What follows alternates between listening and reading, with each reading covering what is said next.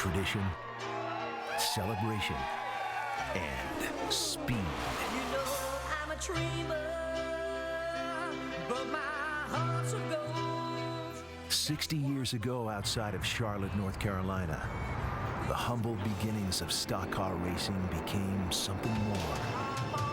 NASCAR was off and running with the Grand National Series. They're flying down the backstretch. As drivers became heroes, the sounds of stock cars became the anthem of summer in the South. With a mighty roar, and the race is on.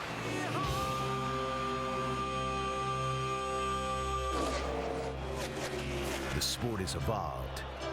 With sparks flying, Pearson takes the checkered flag.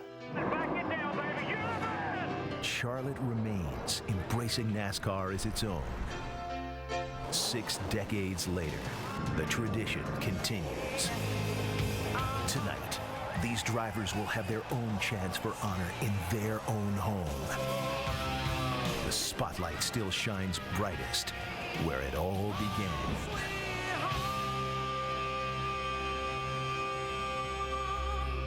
T-minus 10, 9, 6, 5, 4, 3, 2, ignition.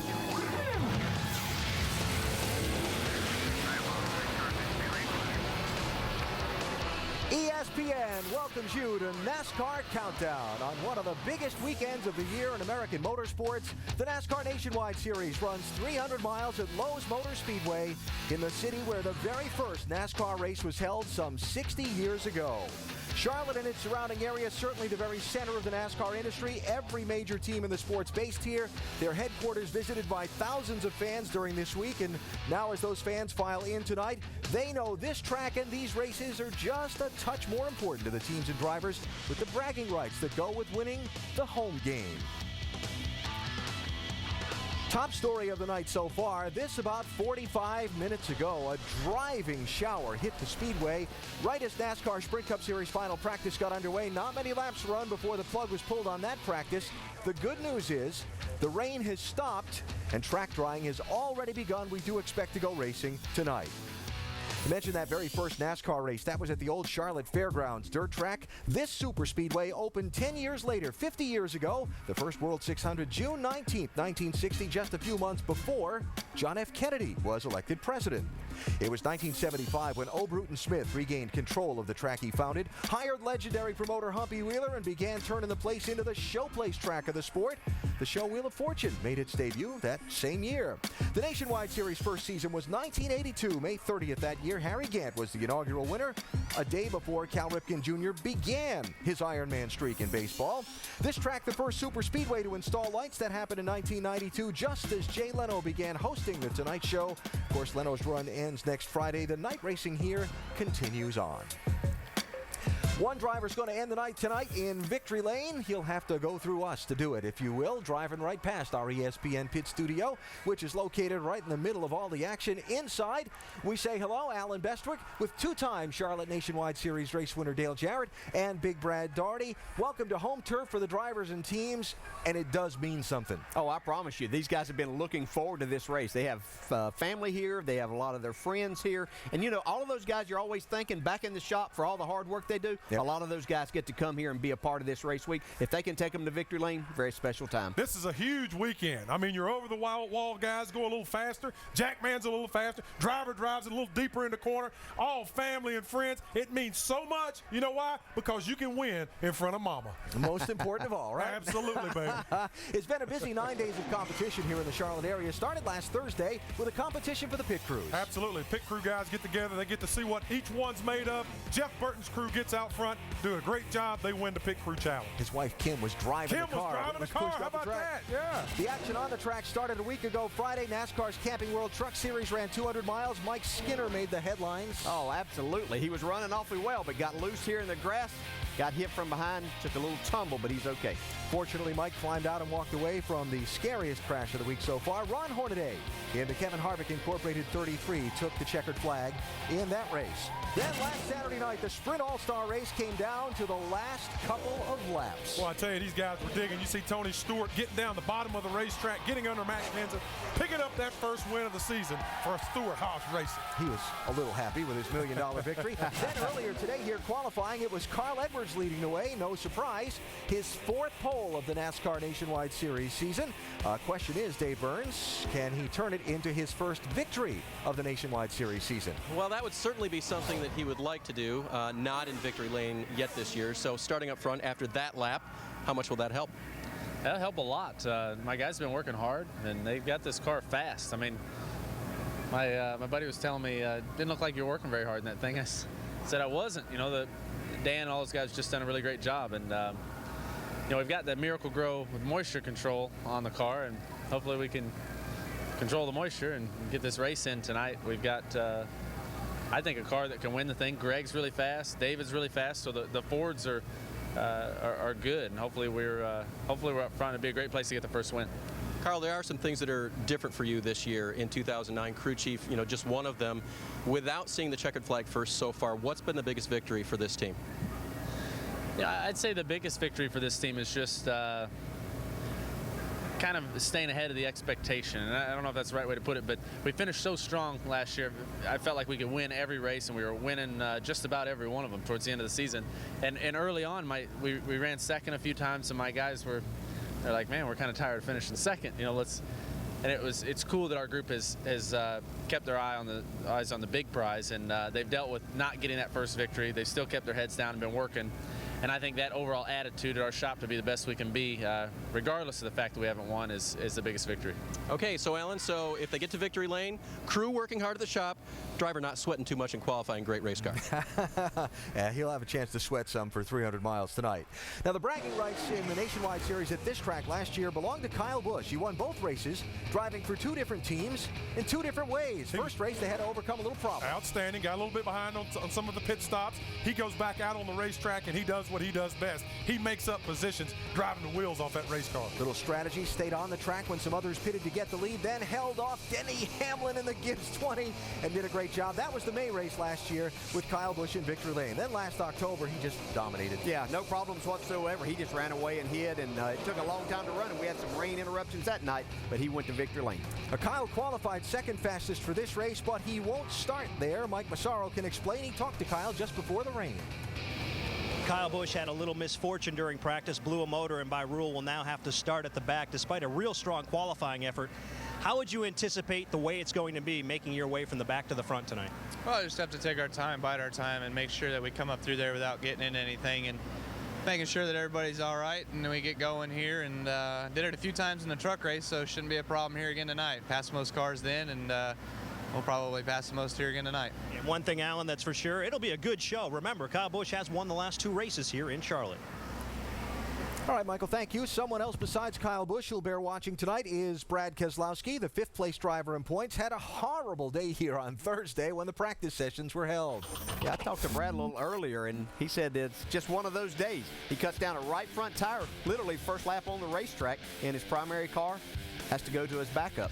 Had a bolt from a sway bar rubbing against the tire, then went back out on the racetrack with the backup car. Got the backup car, has problems with that right front tire again, and bam, he wastes 2 hot rods in one session. Brad's a big Detroit Red Wings fan, but Shannon, I don't think he wants the hat trick tonight. No, and he's actually watching the video that we have on TV right now. I'm sure it doesn't get any easier watching this weekend. It's your Dover car, so you have to save it tonight. How does that change how aggressive you're willing to be in a race if we get it in this evening? I mean, it changes a lot of things. The basics of it is that we have 17 straight weeks ahead of us, and we're going to need this car. More than just Dover, we're going to need it down the line. So just have to be smart and try to keep defenders on it. And if something does happen to it, hopefully it's minimal to where we can get it fixed. But it's been a rough week. But, you know, at the end, I think we pushed the restart button. We're back at it with this GoDaddy.com Chevrolet. And it doesn't really matter where we qualify, because I usually don't qualify well anyway, so it's not like we're behind there. So hopefully we'll just get a good solid race in, bring it back in one piece, and put a strong showing up. You will be starting in the back of the field. You qualified 40th, but the first couple laps, the first run, what are you looking for in a car that you have no laps on? Just trying to get a feel for it, make sure everything's okay. Thankfully, I did get to qualify on it, made sure that it wasn't going to bottom out or that we didn't have the same issue. And it looks like the issues that we had are fixed. So I'm proud of my team for getting that and taking care of that. But so we'll try to be smart. I think I'm back there with Kyle anyway, and hopefully he can clear some holes, and we'll move our GoDaddy at Com Chevrolet up to the front. Yeah, they call his crew chief Pops Uri Sr., and it is GoDaddy on his shirt. But this weekend, it was Go Pops, back and forth in the shop trying to get this team back on the track. Alan? All right, Shannon, thank you so much. So Brad going to start back in 40th place. DJ, how does a driver set all that trouble aside and approach this race with 2 laps of qualifying on that car, and that's it? Well, I think that's the most important part of this is that he only has 2 laps. He has no idea, and you heard Brad talk about what he's going to be able to do at the beginning of this race, just fill his race car out and see how they can work on it. I talked to his crew chief, Pops Uri, and he told me this was a car that Brad really likes. It has a little more downforce in the car, which makes a little more drag, may hurt the straightaway speed, but he said as long as the driver likes it, he thinks that they can work on it and get it to the end of the night to where they can be up front. Yeah, it's going to be interesting watching the back of this field because you also have Jason Leffler back there. He's starting 28th. He's only 153 points out of the lead of the whole series, as well as the old wily veteran Joe Nemechek. But putting Kyle Busch back there, it's like taking a slingshot and putting a marble in it and pulling that baby back. He's coming. You know he is coming. How much do you think being in the back of the pack for the start of this race will be on Kyle's mind?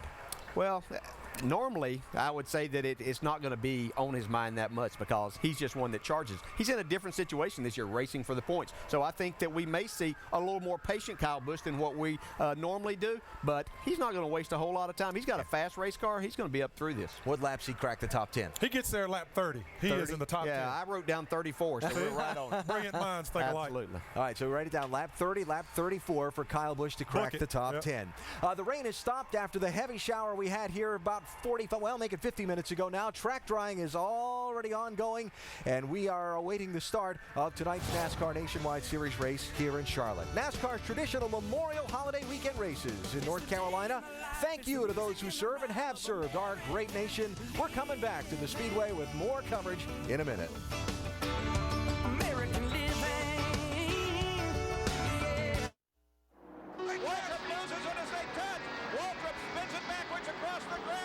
In '89, when the Wallace and Waltrip crews got in it, I mean that's it's non-points racing, it's the open, anything goes on, and he just took him out.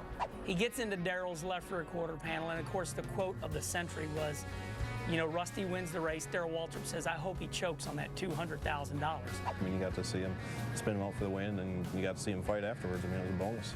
Great TV. And Earnhardt loses it, goes on the grass. Nobody ever said the grass was off limits, so I mean, whatever you can get to work. Earnhardt laying that thing down there and just never checking up, and then Bill, he had to be looking over doing, he's gonna wreck, and he never wrecked. It's good to see those moments because those are just memories for us now. Some great memories from this racetrack. Now a couple not so pleasant memories from last October's race here. Mike Wallace in the 7, David Stremme in the 64. Car in the low lane has some trouble, resulting in a wreck. Now 2 different cars. Dave Blaney in the 10, Jason Leffler in the 38, but same result. Car in the low lane can't keep its grip on the track, resulting in a bit of a mess. So a little what to watch for discussion here for when the green flag waves. You see 2 cars going off into the corner side by side. Better hold your breath. Better hold your breath, yeah. Because that driver on the inside is holding his breath, I can assure you. It's that, there are a few racetracks that aerodynamically, this seems to be a bigger problem than others, and this is one of them. These drivers have to drive these cars way down into the corner because of the less amount of horsepower that they have, and invariably, that car's going to get loose. The air comes off the spoiler of the car on the inside, and he just gets loose. They're trying to make that pass. They're just driving hard, but stay tuned. As soon as we get this track dry, we're going to see it happen tonight. We don't know which 2 cars cars it's going to be, but it will happen before the night's over. Guaranteed. Now, another little flashback from last October's race to talk about restarts and trouble on the restarts. A couple different times in that race, the old accordion effect caused some guys to have a problem. Yeah, Kyle Busch, who is tremendous on these restarts anyway, was really getting everybody woed down, and when he would do that, it would create an accordion effect. The guy's trying to pick up speed in the back. That's Mike Wallace you see spinning out. He did it a couple of times here. You see him again get the field kind of bunched up behind him, and he takes off. So NASCAR's come in about 200 yards from the start-finish line. There's a start zone, and you're going to see some stripes painted on the wall. And you can see it right there as you go along the gold wall. You see the first opening that is white with a red stripe in it, and then you see the second one back there about 50 feet away. As the leader, anywhere in that zone can restart the race, but if he fails to do so before he gets out of that second white box, it's on, baby. He just better grab him belts and hang on tight because everybody's coming. Yeah, they're going to throw the green flag. It used to be they had from that first mark all the way to the start-finish line, and then the leader could start anywhere in there. That gave him a lot of leeway there. NASCAR didn't like that too much. They put a little more in a box here where it's a little more uniform. We'll keep an eye on the restart zone tonight. Now, third topic, tires and tire strategy. Little different left side tire Goodyear brought this weekend than the teams used last fall. It's thrown the teams a little bit of a curve. How's it going to affect what we see for tires and tire strategy tonight? Well, I think what we're seeing is we have less stagger in the rear. This made these cars tighter, but what it's also done is I think that they like the left side tire so much that they're going to be able to get two tires, so that's going to play into the strategies for these crew chiefs, these drivers. We may possibly see no tires if the left side wear is what a lot of these guys are seeing and wanting. The only thing that you have to watch for when these cars get tighter, as hard as they have to drive them into the corner, is the wear on the right front. How much pressure can they put on that without wearing it out and creating a problem for themselves? Yeah, absolutely. I talked to Scott Zippindelli, Jason Leffler's crew chief, and what we were talking about is the left side tire is actually larger. So what that does, like DJ says, it takes some of the stagger out of the car. It makes it tighter, harder to turn. And he was saying actually that Jason felt a lot of sponginess in that left front tire. So it kind of totally threw him for a loop because he didn't know if the car was loading up, what it was doing, and he still is super tight. So it's going to be interesting to watch tire wear. We will keep an eye on the strategy and how that unfolds as these 300 miles goes on. The Richard Childress Racing Team has won either the Owners or Drivers Championship in the Nationwide Series the last 3 straight years. Jeff Burton will drive that 29 car for the Childress team in tonight's race. Now, last season, the Childress team's number 2 car won the championship with driver Clint Boyer on the right and crew chief Dan Deeringhoff in the center. Deeringhoff was leading this year's effort for the 29 until last week when a change was made 10 races into the campaign.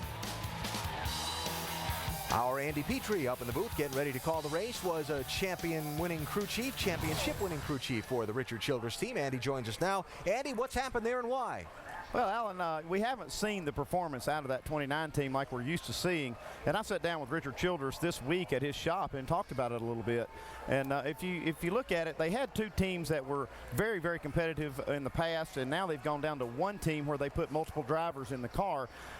They have shrunk that effort, and that's hurt them a little bit. So what they're going to do, they're actually going to expand back to 2 teams next year. Dan Deeringhoff is going to go over there and head that second effort up with Austin Dillon and some other Cup drivers. That's going to help them a lot. They've brought in also Doug Randolph as a crew chief for the 29 team. Hoping maybe some new ideas will be sparked over there and they can get some performance kind of going back in the right direction this year. So Deeringhoff has already been moved over to start the effort for Childress's grandson, Austin Dillon, as he plans a nationwide campaign next year. And as far as bringing Doug Randolph in and hoping for some new ideas to spark things, how soon till they see some results? Well, they're hoping really soon, Alan, because they really, they've used to being very successful in winning races. So they've come here with a new body, a little different configuration. They think they've been off a little bit on the aerodynamic side. They've got high hopes for that new body tonight. All right, Andy, appreciate it. That's not just a nice tie. That's an entire nice ensemble there. Patty must have picked that out, right?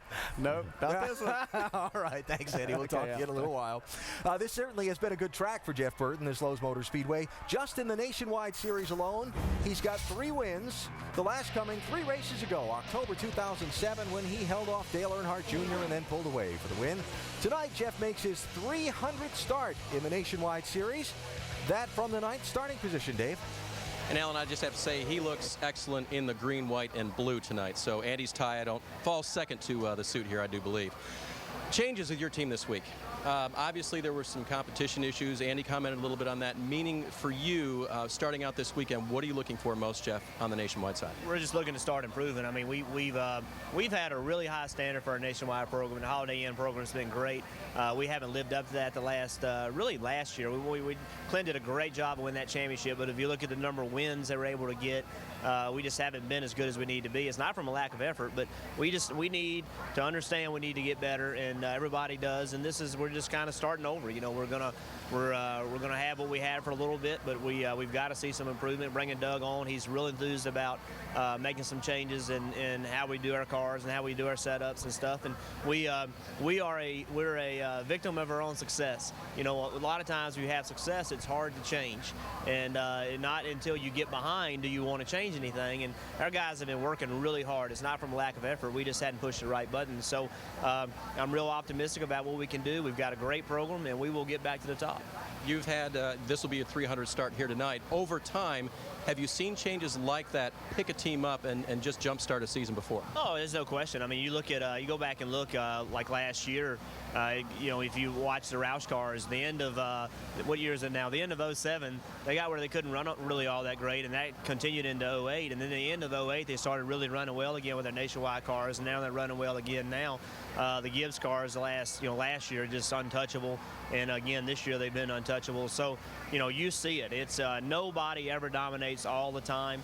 I will tell you, the RCR nationwide program has done it for a long time. We're not doing it now, and you're judged off of what, you know, your last race. So we're looking to improve, and you know, I feel good about tonight. I don't think we have the fastest car, but I think we made a lot of changes that were really good during the race, during practice, and I'm optimistic of what we can make happen tonight. All right, Alan, and there's to your second question. Jeff feeling like even tonight they'll make some progress. And again, starting in 9th position in that car 29. Thank you, David. Thank you, Jeff. DJ, you've been in one of those situations before where, like Jeff said, you're a victim of your own success and hesitant to change what you know works. What's that like? Yeah, that's the hardest thing in the world because you're winning races, you're winning championships, so why should you change anything? But as you're doing all of that, the rest of the teams out here are finding out how they can beat you, and the next thing you know, you're behind. You have to start making changes, but they have personnel. They have Richard Childress at the helm, obviously. That's a big plus. But having people like Jeff Burton, Kevin Harvick, Clint Boyer, that's really going to help this team get back, and throwing someone like Doug Randolph, who has a lot of experience with these race cars in there, is going to be very beneficial to them.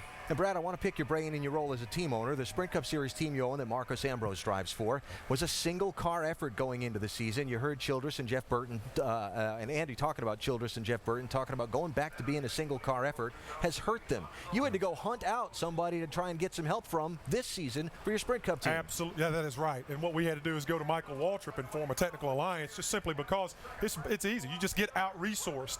And this sport is so difficult to be competitive, and everything's out on the cutting edge. And just like DJ was saying, even when you're doing very well, all of a sudden, you know, you get that little malaise because you get kind of stuck and you kind of get mired in your own success, and everyone else starts to pick you apart a little bit. And before you know it, they've caught up with you and passed you, and now you have to go to work again, just like Jeff Burton said. That's what we were trying to avoid. I know this. Jeff Burton says he feels pretty good about a race at this track. Watch for that 29 car tonight. Definitely. He'll probably be pretty good.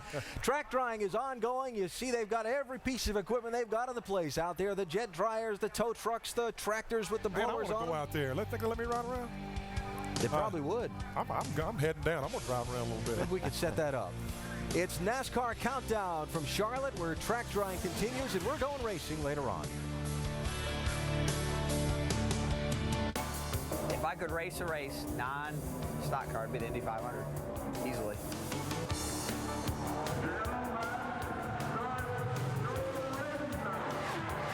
The greatest spectacle in motor racing. I mean, it ranks right up there with the Daytona 500. Seems like the first race ever held had to be there.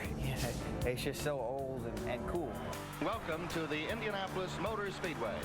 Man, that place is just, it's iconic. It's the iconic American race. Be able to run wide open around that racetrack and to drink the milk in Victory Lane, I think would be pretty sweet. No one forgets an Indy 500 winner, just like they don't forget a Daytona 500 winner.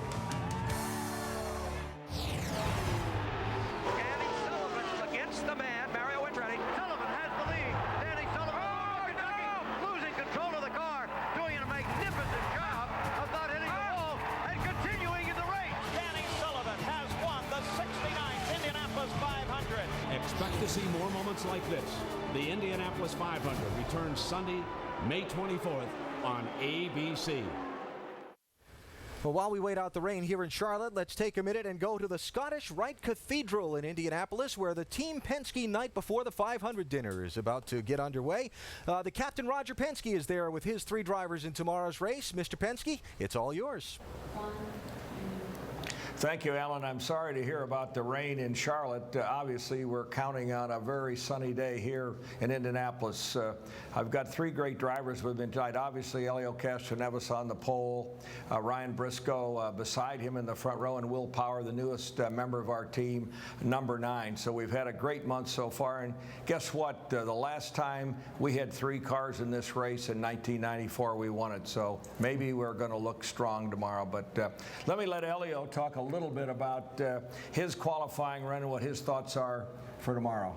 Thank you, Roger. I mean, no question, it was a very exciting one. I mean, I know these guys here and also Will. I mean, they are very tough. They have exactly what I have, and it was something for us to go for it. So it was a great opportunity to try and trim the car a little bit down, and like the last minutes, we were able to put the car right at that number 1 spot, and then waiting for this guy. And at the end of the day, 1 and 2 front row was great, so we're really excited for tomorrow. Well, Elio, great qualifying round. But Ryan, what did you feel like when your teammate bumped you off like that? That was a tough day for you, wasn't it? It was a tough day, but you know, it was great, you know, nonetheless. And you know, the first round of qualifying we gotten through, and I'd set a solid lap time, which was standing, you know, on top of the sheet all day long. And then I saw Elio out there practicing, and he managed to just pit me, you know, go a bit quicker. And, you know, at the end of the day, we had another shot at it, and it just didn't work out. But it was just a fantastic result to have the front row like that.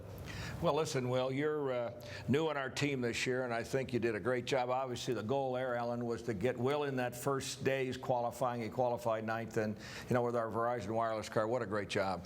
Yeah, it's fantastic working in this team, you know, and I've got to thank Verizon Wireless for this opportunity. And, you know, starting 9th, it's a long race.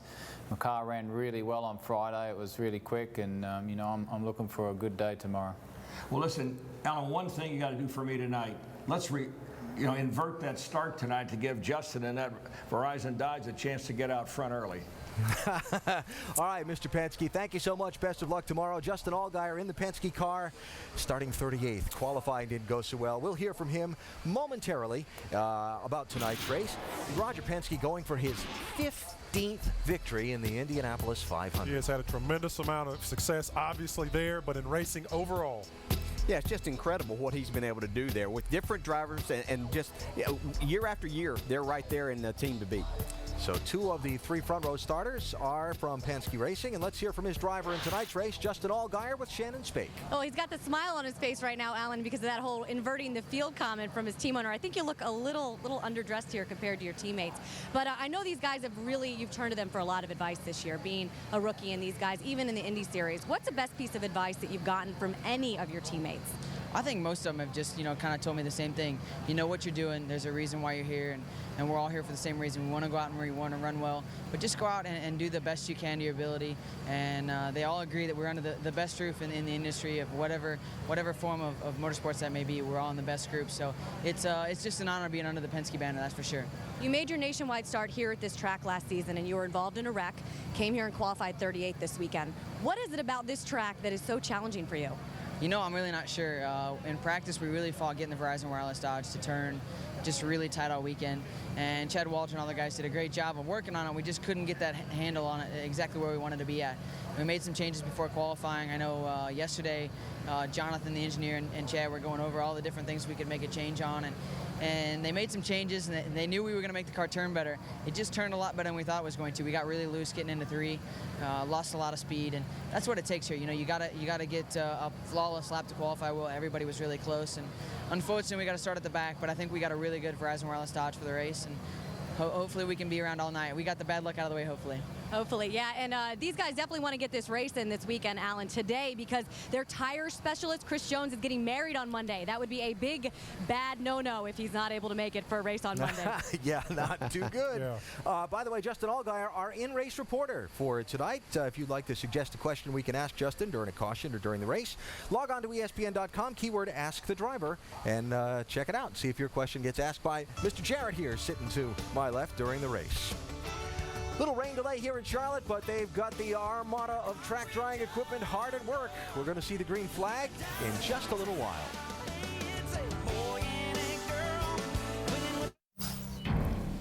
Been a good nationwide series season for Greg Biffle so far in the Roush Fenway 16. Overcame some early hiccups at Vegas to score the win. Hooray for him.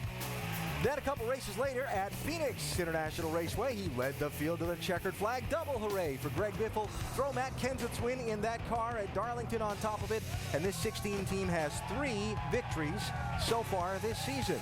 I know Kyle Busch gets a lot of attention for his dominant performance in this series this year, but his very able rival has been that Roush Fenway 16. They've done an outstanding job, like you say, no matter if Greg or Matt's in that race car. It's always up front. They qualify the car very well, very racy. They're very formidable. Yeah, I think that shows the quality of this race team, just how good they are. They can put different drivers in here and still be very competitive week in and week out. And with all 3 Roush Fenway cars qualifying in the top 4 for tonight's race, Mike, they've got to feel pretty good about their chances. Yeah, I would imagine that's the case, Alan. And you know, Greg, I spoke with your crew chief, Eddie Pardue, not too long ago, and he told me the goal coming into this year was to close the gap on the Joe Gibbs racing teams. Is it closed officially? Well, I think so. I mean, you know, we've been gaining and gaining and gaining on them, and you know, our Ford Fusion cars have always been really good. They just had a little something, you know, better than us, and we've been working really hard, the guys at the shop and in the engine shop, to try and catch those guys. They still seem to be a hair better than us in places, but here we seem to be really, really good. You've won in your last 2 nationwide series starts. How much confidence does that give you coming into tonight? A lot. You know, this will be 3 in a row for us in the 16 City Financial car, so we're hoping to get 3 in a row. The car is very, very fast. Eddie and the guys did a great job with the car. I'd love to get 3 in a row. And guys, he's pretty confident. This is what he said to Eddie Pardue after he got out of the car in practice. He said, Eddie, I'll be real mad if we don't win tonight.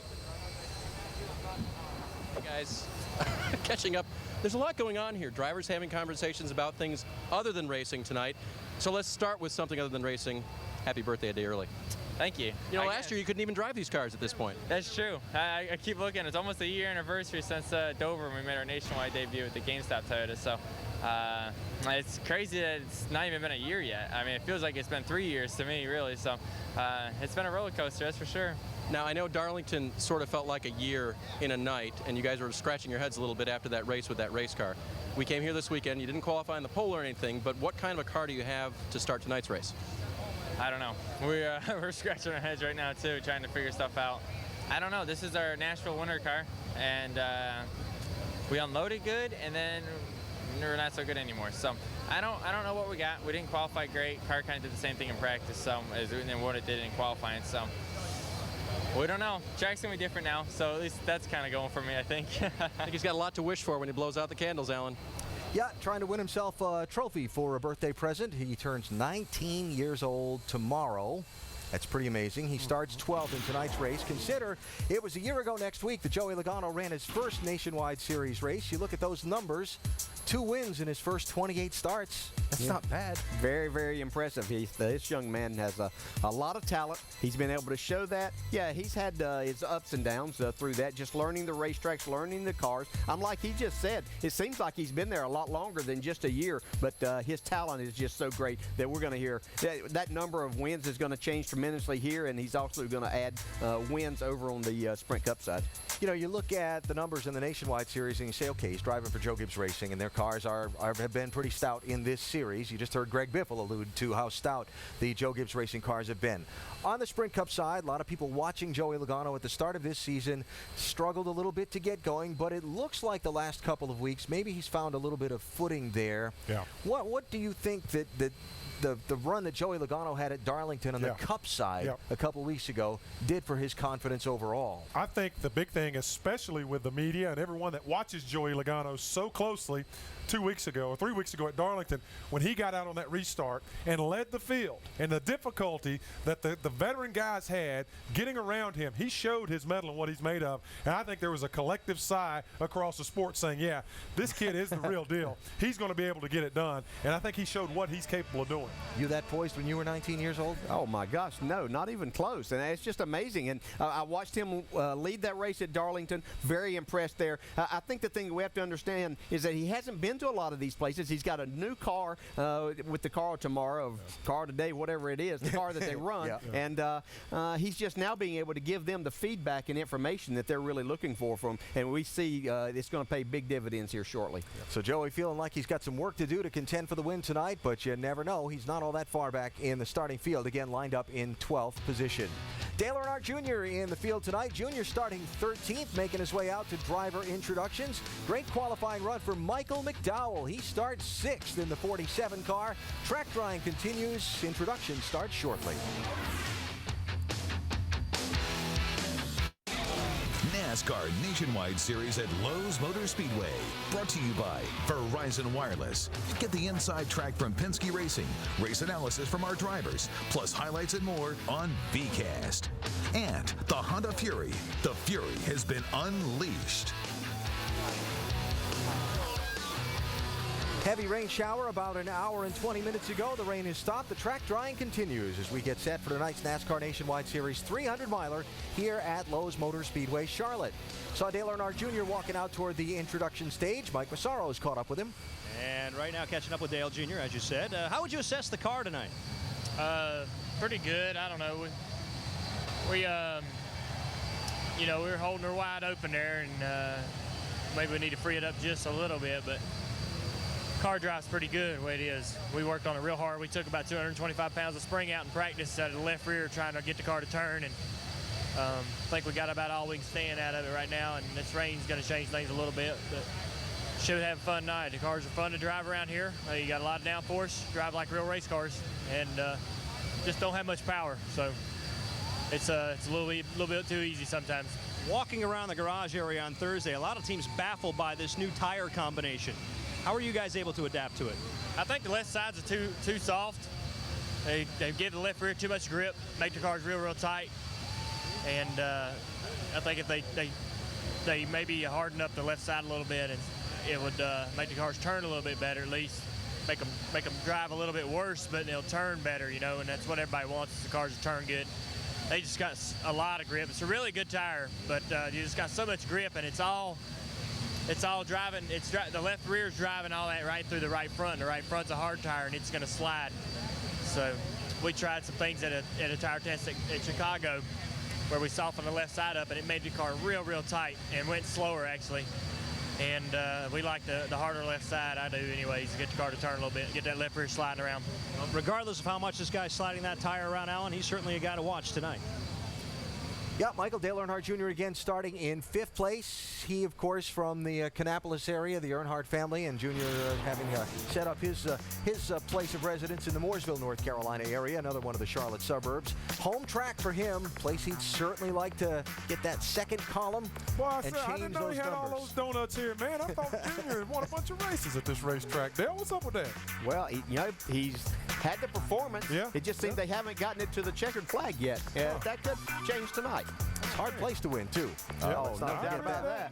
Guy who had a great qualifying run earlier today, David Gilliland, jumping in the Nationwide Series tonight in 7th starting spot, Shannon.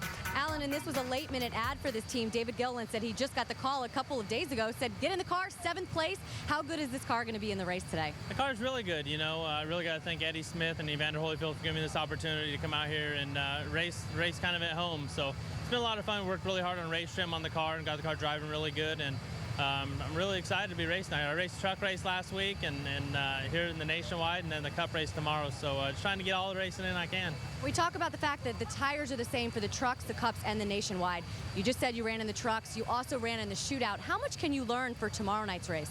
I think you can learn a lot. This is kind of a unique situation where all the series are running on the same tire, and we have learned stuff, and I've took stuff over to the Cup side, and it's been good for us. So I'm just real excited, like I said, to come out here and race. Feel like we got a great car, and hopefully we can do good for Nexus Ministries, and got Zaxby's on the car here, kind of a late ad too. So they're helping out Nexus Ministries, which is a really neat deal, trying to help the homeless children in Charlotte. So real proud of what we got on the car, and hopefully we can do them a good job tonight. Good luck to you tonight, David. Dave Burns. And Shannon with the family McDowell right now. Michael, I understand we've got a cool nickname for your son. Yeah, we named him McNugget before we knew whether he was going to be a boy or a girl, but he is a boy. Trace is a little bit confusing, but Trace is a boy. But his nickname's McNugget. We like it. Very nice. Now talk to me about starting so well after losing money on the golf course to a crew chief. Is that really what got you fired up for qualifying? Did you start 6th? Yeah, we had a day off there. We practiced on Thursday, so Gene and the guys, we went golfing yesterday, and I'm terrible at golf. I'm trying to get better. And he knew that. He knew that. He took advantage of me, so it's okay. I'll get it back eventually. All right, introduce us to your wife as well, and Trace again. Jamie and Trace, and that's McNugget. We're going to refer to him as McNugget. McNugget. Okay, remember we were watching this earlier, wishing the best for the family, and it's great. Trace McNugget, as we call him, is now a member of the racing family. All right, here we go. Mike? Catching up with a couple guys who are teammates on the Sprint Cup side of things. Of course, Scott Speed and Brian Vickers. Now, Scott, I'll admit this. He's teed me up on this. You want me to ask you about these sunglasses. Why is that? Well, I was just telling other guys, somebody already asked me before. I got them on because when you're as eccentric as I am, a little bit more on the girly side, you got to do different things to intimidate the other drivers. So I'm rolling in my stunner shades out here in driver intro. What do you think? Are they intimidating? They probably would have been if it wasn't for the pink on the side of them. All right, enough of the intimidation. Let's talk about your race cars. How good is your car? I think we're going to be all right. We were quite a bit tight in qualifying, but I think we kind of expected to be, honestly. So I think that we'll be decent for sure. And how about you, Vic? What's it like jumping between Red Bull and Braun Racing? It's definitely a change, but I think that the Braun Racing group of guys, Todd Braun, the whole group of guys, they do a tremendous job for what they have, to be a non-Cup affiliated team. Really proud of their effort. I think we've got a really good car today. Dollar General Toyota was really good in practice yesterday, and we had a decent qualifying lap. I think there was a little more left in the car. I didn't push it since what happened last time I was here. I didn't want to go to the back of it again to start the race, but we still got a good starting spot. And Shannon, not only is this car good for Brian Vickers, it's brand new as well. Shannon? Mike, right now leading your owner's points is Kevin Harvick in the 33 team. Talking to your crew chief, Ernie Cope, on Thursday, said you guys were struggling a little bit with the car, but in qualifying, you said it was going to be pretty good in the race. What do you expect? Well, this place has always been one of our toughest tracks for me as a driver to kind of get the feel that I want, but our VFW Chevrolet was a little bit free in qualifying, and the car was decent in the second practice, but put them through a lot of work this weekend, but I think it'll be okay. How will the rain change the track when you guys get out there? Well, I think as we go through the first run here, I think it might give you a little bit of a false read for the first 10 laps or so until the track rubbers up, but I think it'll come back around pretty fast. Obviously been a lot of racing on the racetrack for the last couple weeks, so it should come around pretty quick. All right, it's been a great season for this 33 team. They had 3 top 5s in the last 3 races. Alan. All right, Shannon, thank you. You mentioned points. Let's take a quick look at the championship standings in the NASCAR Nationwide Series starting tonight. Driver points. That's kind of been that gap, that 37, growing and shrinking as both those guys have had roller coasters the last few weeks. Yeah, we talk about those two guys all the time, but like I said, Jason Leffler's right there, 153 points out. He's got a miserable starting spot tonight. He's got a lot of work to do. And your owner standings there with Harvick's 33 up on top of the stack. Jason Leffler on the stage as driver introductions have begun. Track drying ongoing. We're going to go racing in a little while here in Charlotte. That's a little too big for Charlie. Just outside of Charlotte, North Carolina, in what is now Concord, the 1.5 mile Lowe's Motor Speedway, here since 1960, celebrating its 50th anniversary for so many years, packed with fans and some great racing put on this very fast 1.5 mile track. Tonight, for the 55th time, the NASCAR Nationwide Series goes racing here. It's 300 miles with Carl Edwards on pole position for tonight's race after qualifying was held earlier today. Just joining us, a little rain shower about 6:25 Eastern time, a little rain rain shower. It dumped on us for a little while, but the rain stopped. Now the track drying. We're hoping that that's to the good side of us and not the bad, and we're going to see some racing here in a little bit. Yeah, it should be exciting racing, too. We got some guys that normally don't see in the back that are going to be back there. Kyle Busch is going to start in the back. Mike Bliss back there.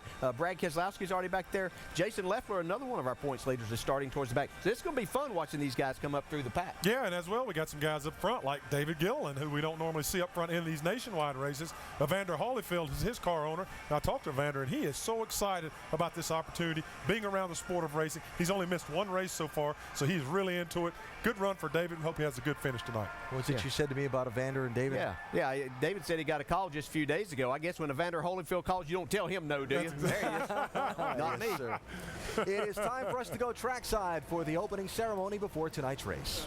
Now, ladies and gentlemen, please rise and remove your hats as the Air Force Color Guard from the 20th Fighter Wing out of Shaw Air Force Base presents our nation's colors. Remain standing as Battalion Chaplain Captain Jay West of the 1st Battalion, 3rd United States Infantry Regiment offers tonight's invocation. Let us pray.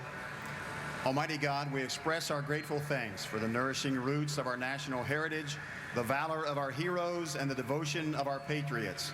Help us as a nation to give thanks for America's sons and daughters who have given their all in the unbroken line of liberating strife stretching from Lexington and Concord to Iraq and Afghanistan. Look with favor, we pray, upon these drivers and teams and the coalition of people they represent. Protect and keep each one, and grant us your peace. Amen. Now here to perform our national anthem, please welcome Miss USA, Kristen Dalton.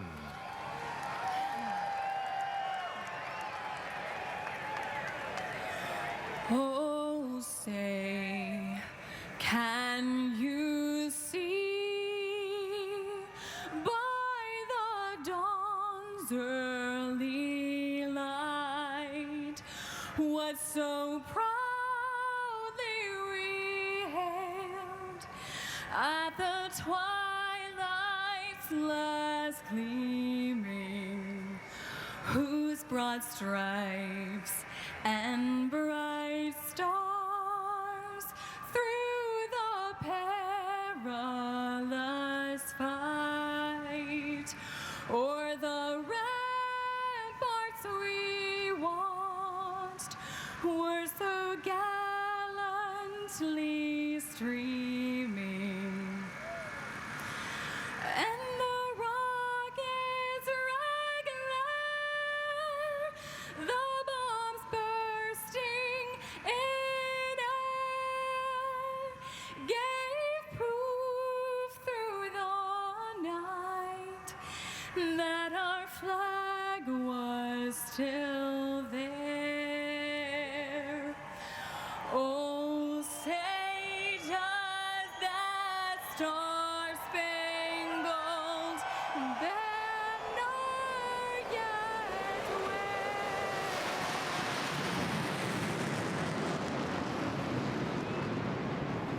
o'er the land of the free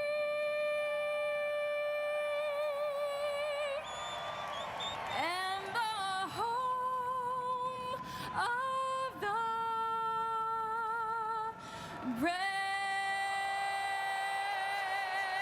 Let's hear it for those 4 F-15s from the 122nd Fighter Squadron and the 159th Fighter Wing out of the Louisiana Air National Guard for tonight's flyover, and Miss USA, Kristen Dalton, for her performance of our national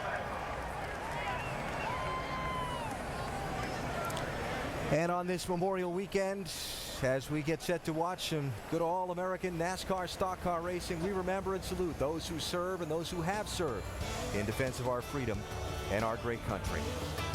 Track drying continues. We're going to fire them up in a little bit here in Charlotte. Thanks for joining us for our NASCAR coverage tonight.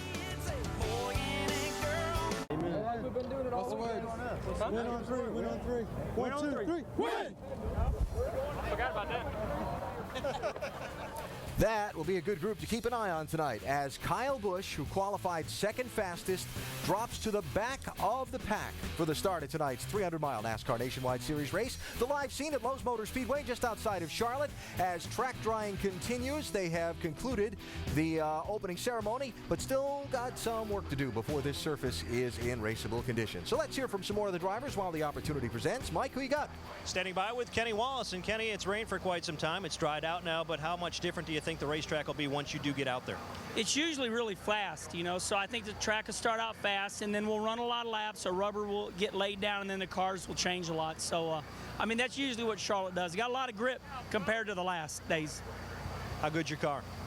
Well, my car is a lot like everybody else's. It's pushing a little bit in the middle, but I think it's going to be good for a while. We'll just have to see.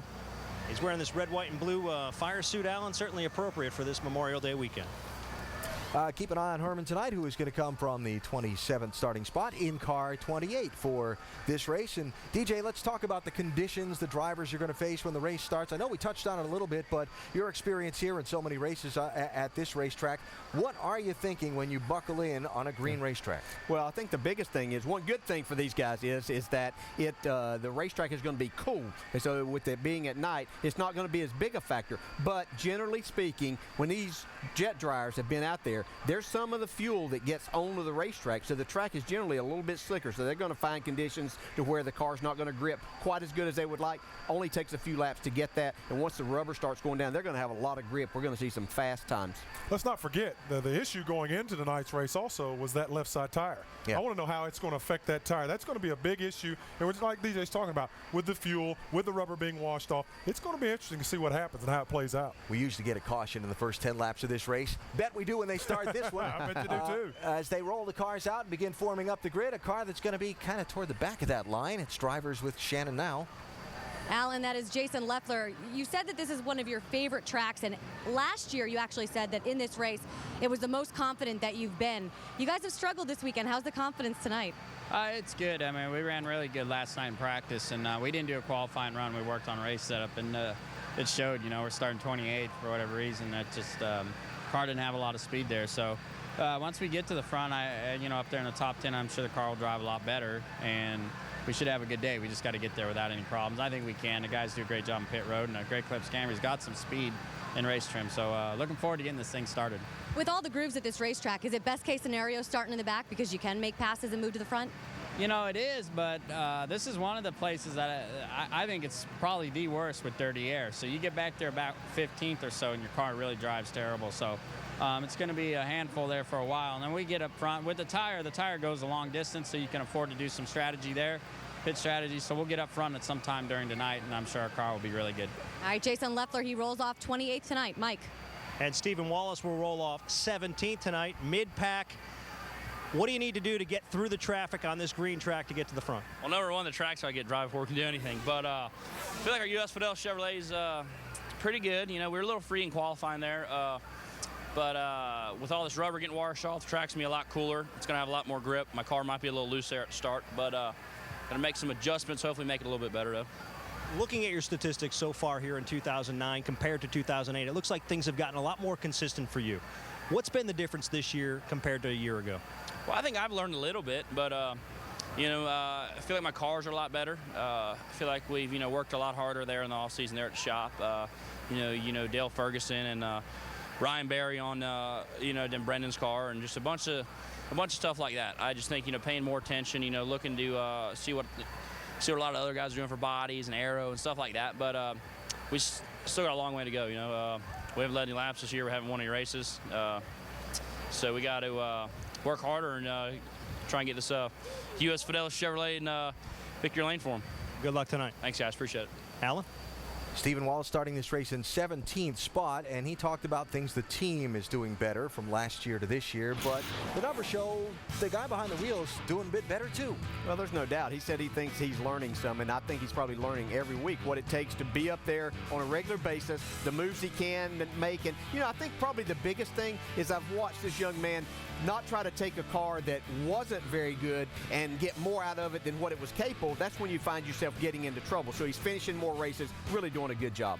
Let's think back to earlier in your career. You're about as uniquely qualified to answer this question as anybody except perhaps Dale Earnhardt Jr. coming into the sport as a young driver with a name of a champion father.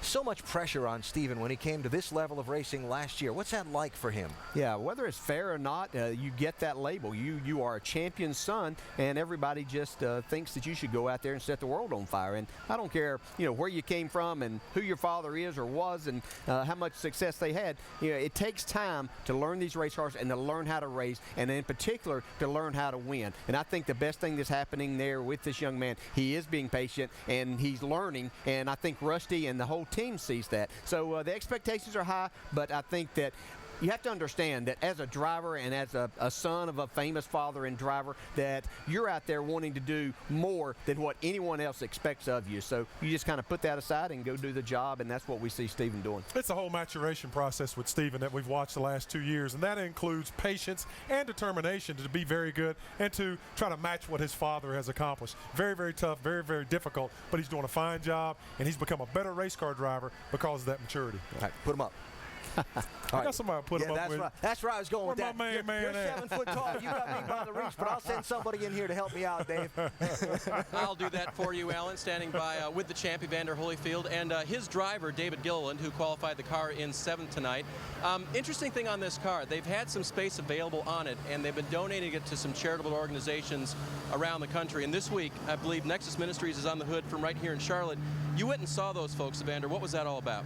Well, it's about, homeless kids, and the program is just a great program to help get the kids off the street, and it did to my heart because it was someone that helped me to become the person who I am. So it's just great, this ministry, open their heart to get these homeless kids off the street. And you were not always the champ, you were not always on top of the world. Did that relate to some of these kids? Yes, it is, because the fact of the matter is that I came from a poor family. I was the youngest of 9. I was told I wasn't going to be anything. If it wasn't for an organization as that at Nexus, I wouldn't have been the person who I am today. Yeah, and that's a good word tonight. And I got to tell you, one of the most interesting things to see down here on pit lane is all the drivers coming up for this guy's autograph. They get autographs all the time, but they come up for Evander Holyfield's autograph, Alan. Good to see the champ here at the racetrack with his driver David Gilliland in that 42 car tonight.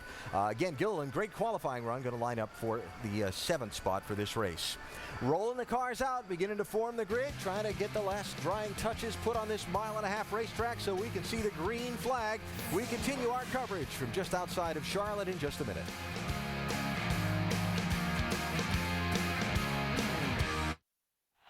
The Indianapolis 500, where tradition lives and speed is king.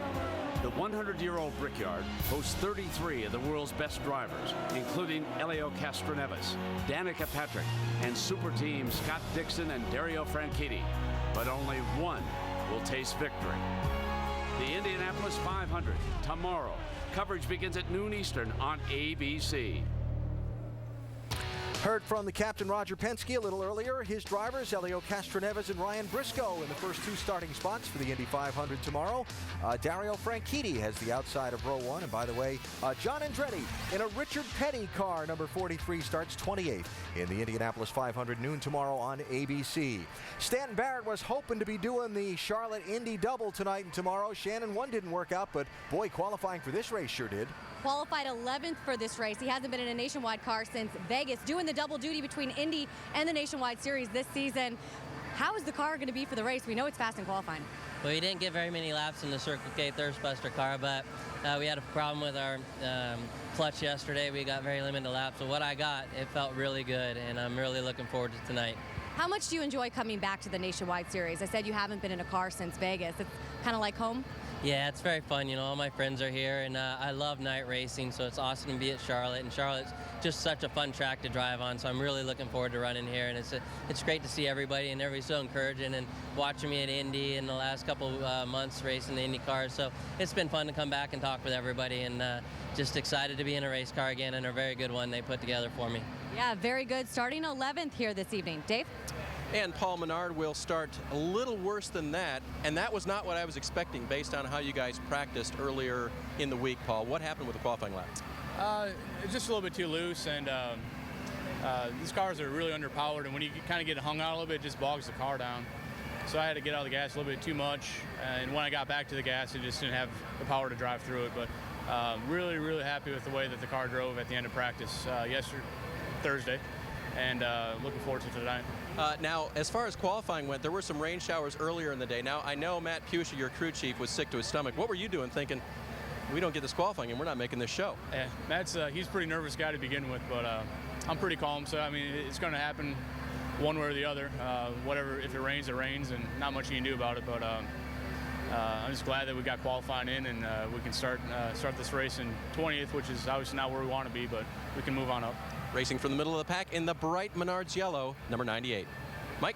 And Dave, one guy will be racing from the back of the pack is Bernie Lamar. Qualifying didn't go the way he had anticipated. What happened? Well, we just went out. We were trying to get everything we could coming to the green there, and the car got a little too loose, and we ended up in the fence. And as a result, obviously, you go to a backup car. How much effort went into turning this backup car into your racing car tonight in terms of what your team needed to do to get the primary setup in this car? Well, one good thing about it, I mean, we had 3 teams here working on one car, and it's just a test to our whole Dollar General team. A lot of effort going into the Dollar General Toyota to get ready for tonight, and nothing else. We're going to make it real exciting. And real disappointing, Alan, for this guy. He said that primary car was exceptionally good after practice. So Bernie Lamar going to come from 41st position tonight in that number 10 car. Got a little work cut out for him. How's our track look out there? Track's looking better. See the lighter color. Yep. Got a little work to do on pit road still, but I think we're getting closer. Half Agree hour. with my pronouncement? 30 minutes. All right, we'll see how close you are. And don't forget, Kyle Busch cracks the top 10 by lap 30. Lap 30. 34.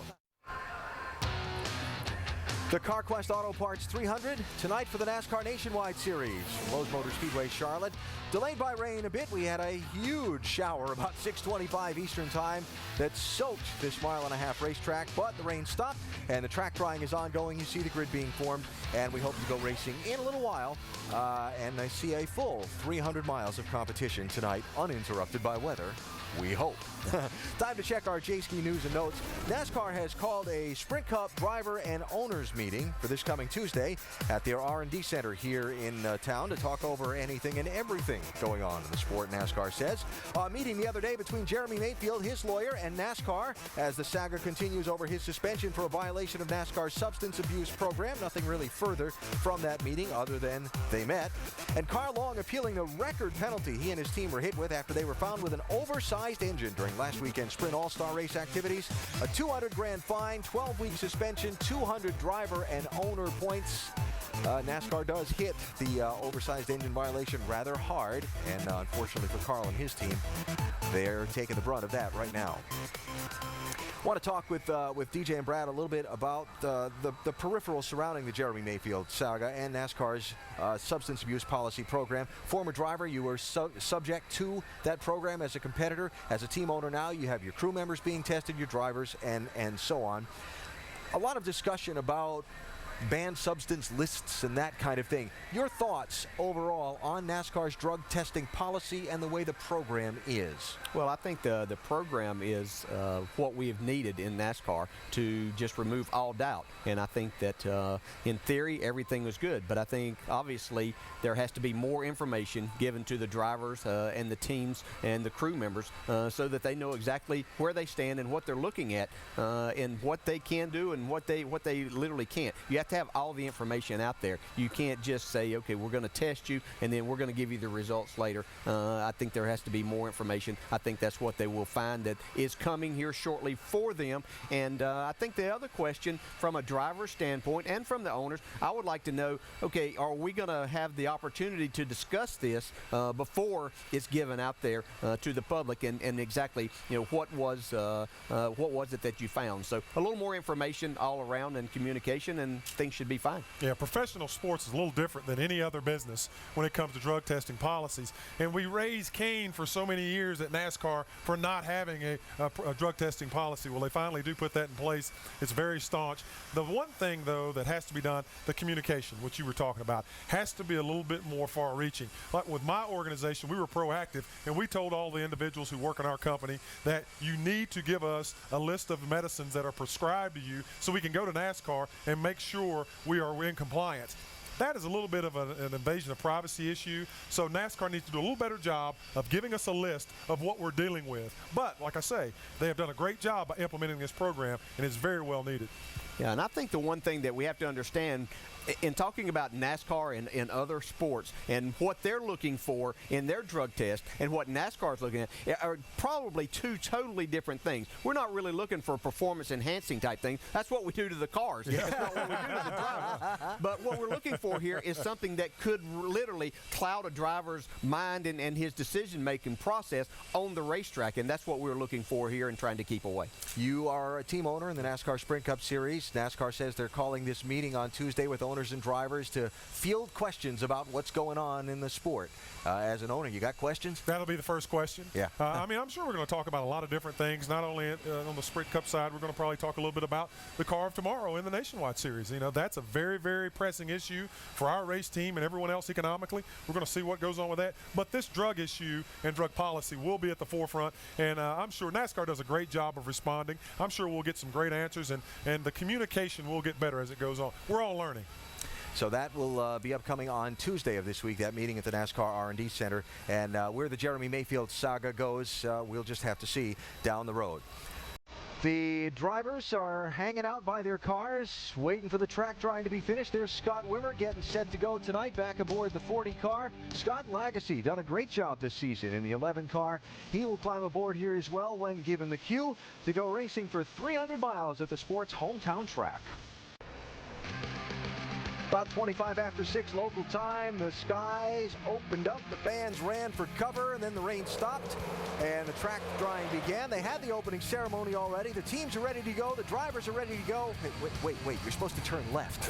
Yeah, she's unwinding. That's what you do after 500 laps at Bristol. You walk around the other way to get your mind back right. So while they're finishing up the last of the track drying, we are waiting on the green flag and the command to start engines in opposite order of that for tonight's NASCAR Nationwide Series, like 300 miles. You know, the guys with the best view of how this track drying's going are upstairs. Yeah. Hopefully warm and dry in that booth. Dr. Jerry Punch, Andy Petrie, how's it looking, guys? Hey, guys, here's the best news. From our vantage point up here, it looks like the track is drying very quickly. We are getting closer and closer to getting ready to race tonight. And Andy, you've lived these moments as a crew chief and a car owner where the cars were actually inside during the rain. But once you move them out on the racetrack, all the moisture on the track and in the air, electronically, what worries you the most? Well, that's the thing. Everything else on the car really holds up pretty well under the moisture conditions, but all of the electronics, not just the car, the ignition, the things that you think about that are obvious, but the radios too. We saw at Darlington, we had a rain shower move through there, and Carl Edwards' radio didn't work right for most of the race until it kind of dried out. So you've got those issues that you really need to, pay attention to. Unfortunately, they can't really do anything. They can't work on the cars. They can't really check anything. Some of the guys might find out they have a problem when they start them up, though. Also, another issue is pit road. I mean, they're going to get the track dry, and they'll get pit road as dry as they can, but crew members have to come across that pit in a hurry, and also the area behind pit wall is still going to be moist during the race, so their shoes are going to be a little wet. How much of a worry would that be? It's a big worry. The only injury that I ever suffered in my career was on a wet racetrack in a wet pit road at Bristol. Went across there and really turned my ankle bad. I was on crutches for a couple of weeks. That's a real worry, and these guys, you'll see these crews really pay attention to getting those pit stalls dry. They try to keep them dry during these rains, but they'll go in there with blowers and rags, and they'll try to get as dry as possible just to make sure these guys have good footing. You've got tricks for race cars. I mean, you can spray PAM or whatever on the grill to keep the debris. What about things that help you with footing? I know in basketball, sometimes they use a hairspray on the bottom of a shoe to make the shoe stick more. Anything like that you can do for pit road? Yeah, a little. You can put Coke on them. I've heard people doing that. It's just like it's like a little sticky thing that you can put on your shoes and make them get a little more grip. That can help a little bit. I don't know if there's any other things that could enhance it, but you don't want to slip, because I'm telling you, I have felt it, and it is not fun. Well, there's still a lot of concern on pit road. They're trying to get the pit road dry. The track is drying very quickly, and work is ongoing down there to be able to get these cars on and off pit road in a hurry. But the good news is, Alan, from our vantage point, we are getting closer and closer to rolling these cars to the green flag here tonight. Hey, Doc, did Andy pick out that tie for you? People said, "Are you picking on it?" No, he's got nice ties. Yeah. I can't believe a guy who worked on race cars all his life has got ties that nice. Hey, Joe Nemechek had a great day here back 1997. This race, when he drove his '87 car to the victory lane position at the hometown track for the sport.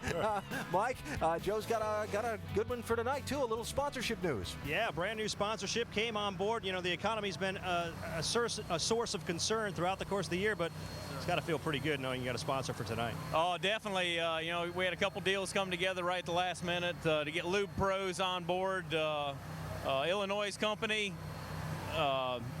changing oil. You know, it just last minute, yesterday afternoon, all kinds of stuff started happening, and got a sponsor for our Cup car too, and for tomorrow for the 600 race, to be able to run all night and also tonight. So didn't quite have the qualifying run I wanted, but the car ran very well in race trim, so we're looking for big things. Yeah, having the money in the pocket, that's one concern gone away.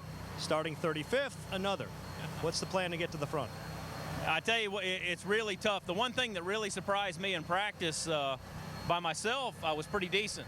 But as soon as you got behind another car, it took that air off the front, and just losing the front downforce really hurt the cars. And I think we saw that in the All-Star race last week. I mean, if you could get up high once the tires get laps on them, I mean, you're right there. You're going to play follow the leader. I think your car's got to be a lot better to make that pass.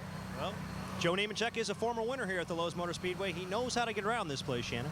Mike, Scott Wimmer's best finish here at Charlotte is 9th. That was back in 2007, but that was the last time that you've raced here at this track in this series. How much have things changed? How much has the track changed? Oh, it's changed quite a bit. It's changed a lot since Thursday with all the rain now. So looking forward today. Our car was real good on Thursday, and this rubber is going to change things, having it all washed up. But our main goal is to get our car in the top 30, and if we have a good run tonight, I think we can do that. Scott, when we come to a racetrack like this, we call it an intermediate track. But Charlotte's very different than the other mile-and-a-halfs. How? It's just, ever since this place has been repaved, it's still got its old characteristics that it used to have. And no matter if we go to Texas, anywhere else, it doesn't compare to Charlotte. So it's really tricky in 3 and 4. It's hard to get through there. Usually the guys that can get through there are the best win the race. Scott Wimmer rolls off 25th tonight. Dave? Well, Shannon, I'm standing by here in the 11 pit. Scott Lagasse is the driver, and sitting next to me here, this is Parker Mullet. Now, she is a daughter of one of the owners of CJM Racing. And Parker, you've got a notepad in your hand there and a pen. What are you going to do with that tonight? I am going to write down telling marks how much laps the car makes. And who wants that information? Who are you going to work with up on the pit box? One of the engineer. That's right, and you tell him the numbers. Now, Scott, what if Parker happened to be off by 1? Maybe she didn't get as many laps tallied as she should. Would that be an advantage for you? That could affect our evening pretty good one way or another, but Parker's pretty smart. She's here because she did really, really good in school, and so we got to walk across stage this afternoon together, and so hope you're having a good time, right, Parker? Yes. Parker, what was that like walking across the stage with Scott? Did a lot of people clap? Yes. Did you wave? Yes. Can you show us how you waved when you walked across? Just like that? Wow. I think somewhere in the future, Parker has a job here at CJM Racing. How about you, sir? Starting a little bit back in the pack tonight, what's your race car like? We're better than we qualified. We've had a rough couple days here just in regards to chasing it a little bit. So Paul went back, went to work, the guys did, and actually went in the shop and went back through the front end on the car and put it back like it was at Vegas. So I'm excited. I underdrove the first lap a little bit, just not knowing what we had, and a little bit frustrated about that. But the alternative is maybe rear clip. So we'll take our starting position and head to the front, I think. We'll keep our eye on Scott, and maybe we'll check in later with Parker and see how the tally's going. There you go. All right, David, thanks. Scott doing a nice job in that 11 car. A little discretion there in qualifying, and look at his results as a top finishing rookie in the last few races. He's in there as well with some good competition. Lagasse going to line up in 23rd spot tonight in that 11 car as we close in on the green flag here in Charlotte for 300 miles of action. Caution for the 11th time tonight. Well, I'm guessing that contact on the racetrack was not accidental. Denny knocked the fender off his car. I'm not happy about that. 83 looking out for his teammate, not going to take it. They're mixing it up down in the pits there. Somebody's going to punch somebody. For some reason, he picked my back tires up in the middle of 1 and 2, pulled up beside me, so I retaliated. He doesn't like when guys race him hard. Well, that's the sport. I raced him hard, and he didn't think that was cool, so he decided to take my left front fender off. If you throw a rock, I'm going to throw a concrete block back. Her brand's chances of having a good run, but it just tore the fender up. I mean, there was no excuse in it. Don't impress me by having your whole crew over here. You know, bring the driver over here and let us talk about it. Brad Keselowski had a great finish in that race last season. Of course, there was some on-track excitement with Denny Hamlin. You know, you talk about respect in the Nationwide Series and in the Cup Series. After that race, did you find that the level of respect maybe on the track changed a little bit? Yeah, a little bit. It always gets better when you run well, and we had a great night here last year, and you know, hopefully we can do the same thing this year. But hey, you know, that seemed to get our season going, and we had a strong summer because of it. We had fast race cars from that point forward, and the team just kind of rallied around that moment. And we went through the summer, and we were about unstoppable. So you know, we kind of lost that momentum in the fall, and we got it back here a few weeks ago, and now we're back in trouble again. So hopefully we can get it back here at Lowe's and get a strong summer. Yeah, we talk about ups and downs in driving, and you really have had ups and downs this season, this weekend being a down. How would you describe what this year's been like for you? It's just, you know, it's a huge roller coaster from the beginning of the year. It was terrible. I mean, we had a terrible start to the year, and the last few weeks have really picked up, and then got the Cup win in the middle of that. And, you know, it's just the racing roller coaster, and it goes up and down, and hopefully we can overcome the down and get back up for this long stretch coming ahead. Well, he's got his work cut out for him tonight, Alan. He's starting in the back of the field, but he's looking forward to this race in the 88 car. Alan? And again, just joining us, Brad Keselowski with 2 crashes on Thursday due to mechanical troubles on his car. None the driver's fault, by the way, so he's going to come from the back of the pack. I want to flash back a year ago. A young driver interacting with the veterans. That's what this Nationwide Series is about, basically. What do these veterans expect out of these young guys when they come in, and what happens when they don't get it? Well, they expect respect. That is what they want because they've earned that. But these young guys come in here and they're trying to make their mark. And just as Brad Keselowski did, he stood up. And that's really what you want to see is a young man do that. And I think he's earned a lot more respect, just like he just said, by racing well on the racetrack. And those things are going to happen. And it's a learning side for both the veteran and for the young guy. And I think everybody's better off for it. And this young man has done a tremendous job in this series. Yeah, I think the veterans are looking for the young guys to race them cleanly. What Brad Keselowski was differentiating was that he was racing aggressively, and that's what you have to do. You cannot be put under someone's thumb and just go out there and ride around. It's a competition, and you're trying to get to the front, and that's what this young man has proven he's capable of doing. Sounded like, you know, last year our team rallied after that. Sounded like a hockey game. Have a fight, and then the team gets going. Maybe that's what's going to happen for somebody tonight that needs a little rally. Hey, good news. They're going to fire the engines up in a little bit, so we're going to send you from here to there. Thanks for helping with the rain fill. Absolutely. Looking forward to this race. It's going to be fun. Yep. All right, so NASCAR's telling us they're going to put the drivers on board the cars. You see some of them already getting in and buckling up. There's David Reagan set to go. He starts 4th tonight. And when we come back, that beautiful sound, that sweet music of high horsepower racing engines firing up. The engines fire, the green flag coming up for the Carquest Auto Parts 300 here in Charlotte right after this.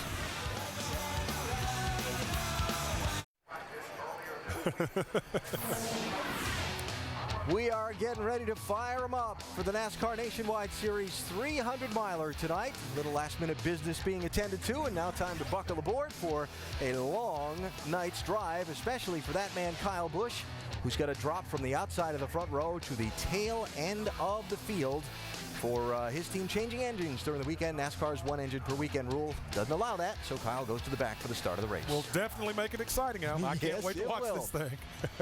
Brendan Gaughan strapped on the helmet already, pulling the gloves on. David Reagan waiting on the word. So while we get to these final moments or so before they fire them up, why don't we go upstairs to the men who will call the action? DJ's making the commute still. Dr. Jerry Punch and Andy Petrie are all buckled in and ready to go, guys. Thanks, Alan. Nice job down there, you guys. And folks, you know, tonight's 300-mile race is one of the longest and most grueling events of the season. And when coupled with tomorrow night's Coke 600, that's 900 miles in just over 24 hours. And some of NASCAR's biggest stars, Andy, have opted to run them both. Why? Well, it's obvious why Carl Edwards and Kyle Busch are running. They're running for the championship, but you got a lot of big names on this list that are running this race, and the reason is this is a big race for this series. The Nationwide Series, this is probably the 2nd biggest race on their schedule, so this is one that everybody wants to win, and it's home. I mean, this is a good reason for these guys to come out and race. This is a very temperature-sensitive racetrack. I'd always talk about chasing the track here throughout the night. Now with the rain, what adjustments are you going to have to make for that? Well, one thing you got to be careful of, especially early, is not taking that real early information and making adjustments on your car. I'm going to talk to my driver. I'm going to say, look, I want to know what it's doing now, but I want to know what it's doing in about 20 more laps, 30 more laps. Don't make your decision on what you're going to change by those first few laps because the track is totally green. We talked about the fact that a couple of the veterans at the back of the pack there, Kyle Busch, Mike Bliss, and we heard Kyle Busch say, I'm going to be sort of patient. Do you believe it, or do you think he will just light the fire when the green flag waves? Well, I think that's that whole term is relative when it comes to Kyle Busch because he probably is thinking he's going to be patient and he's going to make sure he doesn't tear the car up, but it's still going to be fun to watch him come from the back. After a rain delay, the drivers are buckling up and set to go, and so are we. NASCAR Nationwide Series action here at Lowe's Motor Speedway. Getting set under the lights. It's supposed to start an hour ago, and they're getting ready to give the command right now. Let's go trackside. Now, race fans, it's time for the most famous words in motorsports. Here to give the command of fire engines, please welcome Carquest TechNet Professional Technician of the Year, Bruce Schutz. Gentlemen, start your engines.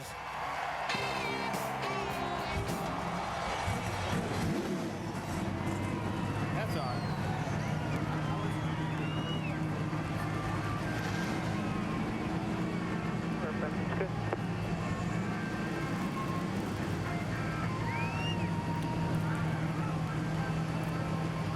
Field is just about set to roll, and folks, Memorial Day weekend is always important for car owner Roger Penske. He's mostly noted for winning at the Indianapolis Motor Speedway. But what about the chances of getting to victory lane here tonight? When we return, we'll talk with his driver in the Verizon Wireless Dodge, rookie Justin Allgaier. NASCAR Nationwide Series at Lowe's Motor Speedway. Brought to you by Toyo Tires. Toyo Tires is driven to perform. And Nationwide Insurance, official auto insurance partner of NASCAR. Earlier this afternoon, 2007 Series champion Carl Edwards picked up his fourth pole of the season, turning a lap at over 183 miles per hour in his Ford. Now, he is yet to win, having finished second 4 times. Maybe that first win could come tonight. Kyle Busch qualified second. He'll go to the back of the pack. The surprises in qualifying rookie Michael McDowell will start 6th, and David Gilliland starts 7th in the Evander Holyfield Dodge. Now, our in-race reporter, rookie Justin Allgaier, practiced in the top 10, but qualified way back in 38th position. Let's visit with him. Justin, Dale Jarrett, ESPN. You have a copy? Yeah, we got you loud and clear. Hey, Justin, after your great run here last fall, have you had this weekend marked on your calendar as your possible first victory? Oh, of course. You know, the Verizon Wireless team has been really strong this year. You know, we felt like the mile-and-a-half program has been really good. So, we've been coming out here, and Charlotte's a fun place to race at. A little timid during the day. You know, this place is really temperature sensitive, but the qualifying effort that really doesn't show where we should be starting at tonight. All right, Justin, our second question comes from our ESPN mailbag, and Tom from Atlantic Highlands, New Jersey would like to know, this early in your career, is it inspiring or rattling to be door-to-door with some of NASCAR's elite? Well, Tom, I think that, you look at what we do out here, and you're only as good as the people you race against. So, each and every week, these Cup guys, or even some of the nationwide regulars that are ready to move on or down here for a reason, they're here for a reason. We got to go out. We got to try to beat them. If we can do that, it's definitely inspiring to try to get to that next level, which is the Cup level, which is where I want to be at. Hey, Justin, I know you didn't get the qualifying effort that you wanted in starting back there. You've got a lot of good race cars that are going to be back there with you, but have you guys talked about a plan, 2 tires and that type of thing to get you some track position? Track position is going to be really important tonight. We've talked about that.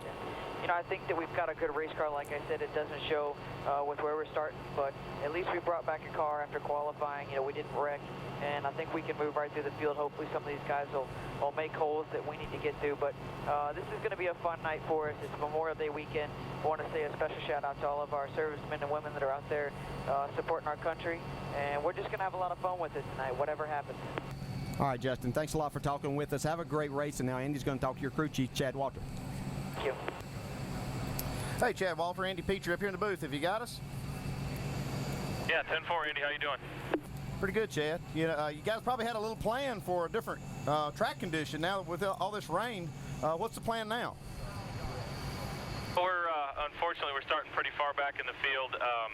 Goodyear's brought a pretty durable tire, pretty tough tire here, and I think even though it's kind of greened up again since the rains have come, I think it's not going to be a whole lot different. We've got to keep ourselves in front of the leader. So, no tires, 2 tires, 4 tires. We're just going to have to see how the Verizon Wireless Dodge goes here off the get-go.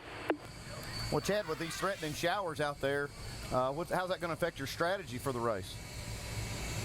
Well, we got our best weatherman that we can find, which is the internet and the weather. So we keep as close an eye on everything we have available to us, and if we think there might be something worth gambling for and getting ourselves out to the front and get some track position, we'll certainly take it. But right now we're looking. Our only plan can be 200 laps and trying to stay in front of the leader and having great pit stops all night from these guys down here in the pit.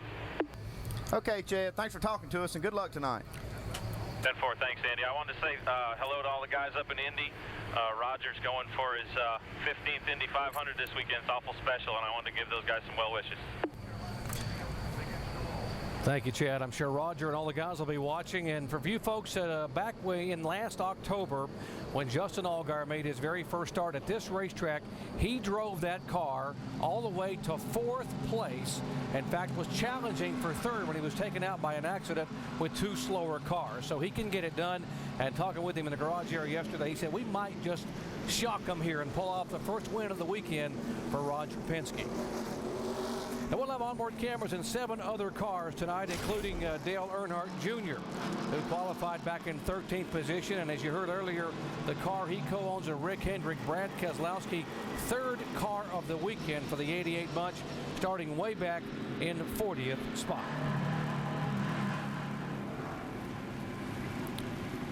Our over-the-wall camera tonight will be carried by the car chief and jackman for Jason Keller, Scott Tissues Ford, John Reese. John will be giving us some great shots there, the very frenetic activity up and down pit road. Track is almost dry, and NASCAR has told the teams they're going to have a few extra pace laps to get a couple of damp spots dried up.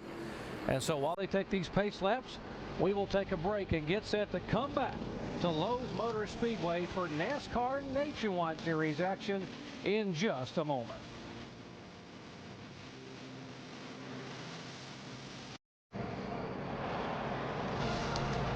Swing away with ESPN for 2 nights of Major League Baseball action. First at 8 Eastern on Sunday Night Baseball presented by Taco Bell. The Milwaukee Brewers take on the Minnesota Twins. Then Tuesday night at 8 Eastern time, Albert Pujols and the St. Louis Cardinals face the Brewers. Major League Baseball on ESPN and ESPN 360 Sunday and Tuesday night. Winning here at Charlotte requires great teamwork and also some very helpful teammates. For more, here's Dave Burns. Well, Doc, let's talk about teammates first at Junior Motorsports. We've already talked about the Brad Keselowski saga this weekend, where he's on his 3rd race car, 2 of them wrecked based on some mechanical issues. Well, if teammates share information and often build race cars that are identical to each other, what about Dale Jr. and his race car? Well, the crew chief of the 88 tells me that Dale Jr.'s car is built very similar to Brad Keselowski's car, but that car on the left, that's the primary, that's the one Junior's run all weekend. And even though it showed signs of the same issue on the right front that Keselowski was facing, Junior never had an issue, never put it in the wall. He should be good to go all night long. Mike? Dave, with 4-time Lowe's Motor Speedway winner Kyle Busch as his teammate, you would think young Joey Logano would lean on him for a little bit of advice. That, however, has not been the case. Logano told me earlier today there just has not been enough time to have a very serious conversation with Kyle because they've been moving from Nationwide Garage to the Cup Series Garage. So instead, Logano's going to have to lean on his own experience. But that's okay because tonight marks the official completion of his first year of competition here in the Nationwide Series. And tonight he's going to prove to all of us what he's learned over the last 12 months. Shannon? Mike, Roush Fenway Racing has won 3 of the last 4 races in the Nationwide Series, with the 16 car being the dominant. That car is driven by Greg Biffle here tonight. Now his teammate Carl Edwards, this is the interesting part. A lot of people expected Carl Edwards to go to victory lane very earlier in the season, and he still has not won a race. But it's not like that 60 car is not fast. This is Carl Edwards' 3rd pole here this evening. He just has to put together the perfect race, and with clean air being so key here at Charlotte, this could be the night for Carl Edwards. Doc? Thank you, Shannon. Carl still looking for that first win here in 2009. Now, folks, know this is not a new starting procedure by NASCAR. NASCAR has asked the drivers to go single file here for a couple laps to give the jet dryers more room to be able to blow hot air across the racetrack. They could have us do that, just come down and blow hot air on the racetrack. We'd have it dry in no time. Now, we told you Kyle Busch had to go to the back of the pack. He knew on Thursday that he had an engine problem. He was going to have to start at the back. But it was very important for Kyle to have a good qualifying effort, Andy. Why? Yeah, he did know he was going to start in the back, but he went out there and laid down a lap qualifying because he wanted that pit stall right there. He wanted an opening. You can see he's got one right in the middle of pit road. Oh, and oh, by the way, it is close to victory lane. I'm sure that's where he wants to be driving that thing when this race is over. If you look down on pit road, you can see the line they're going to be racing for when they make these pit stops. They come out there and they're trying to get to the end of pit road, and you see there's two white lines. It's going to be the second line that these guys cross over, the last one there. That's where the camera is, and that's where all the cars will be racing to see where their position is on the restart. In this race last May, it was pit strategy that made a big difference to allow Kyle Busch to be able to win driving for Todd Broad.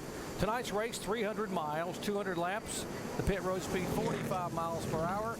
And at Tanka Sunoco, Andy, the pit window pretty large there, 52 to 60. Yeah, some guys can stretch it a little farther than others, and we've seen that come into play, especially this race here, because the Goodyear tire they brought is so good and so durable that we'll try to stretch that fuel. We talked about who the favorites are, although some of them are starting toward the back of the pack. What about some sleepers that could maybe make some noise tonight? Well, I'm going to go with Jason Keller. He's starting back in the 22nd spot. He has a lot of experience at this racetrack, and he's sitting there sixth in the points, done a terrific job all year. I look for them to have a really good night. My pick tonight is going to be Brendan Gaughan. We heard from him in our pre-race show, and he's talking about he thinks he's going to have a good run. They've made a lot of changes and a lot of performance-enhancing things they've done with their bodies, and I think this could be a good race. And Brendan Gaughan is a great mile-and-a-half race car driver.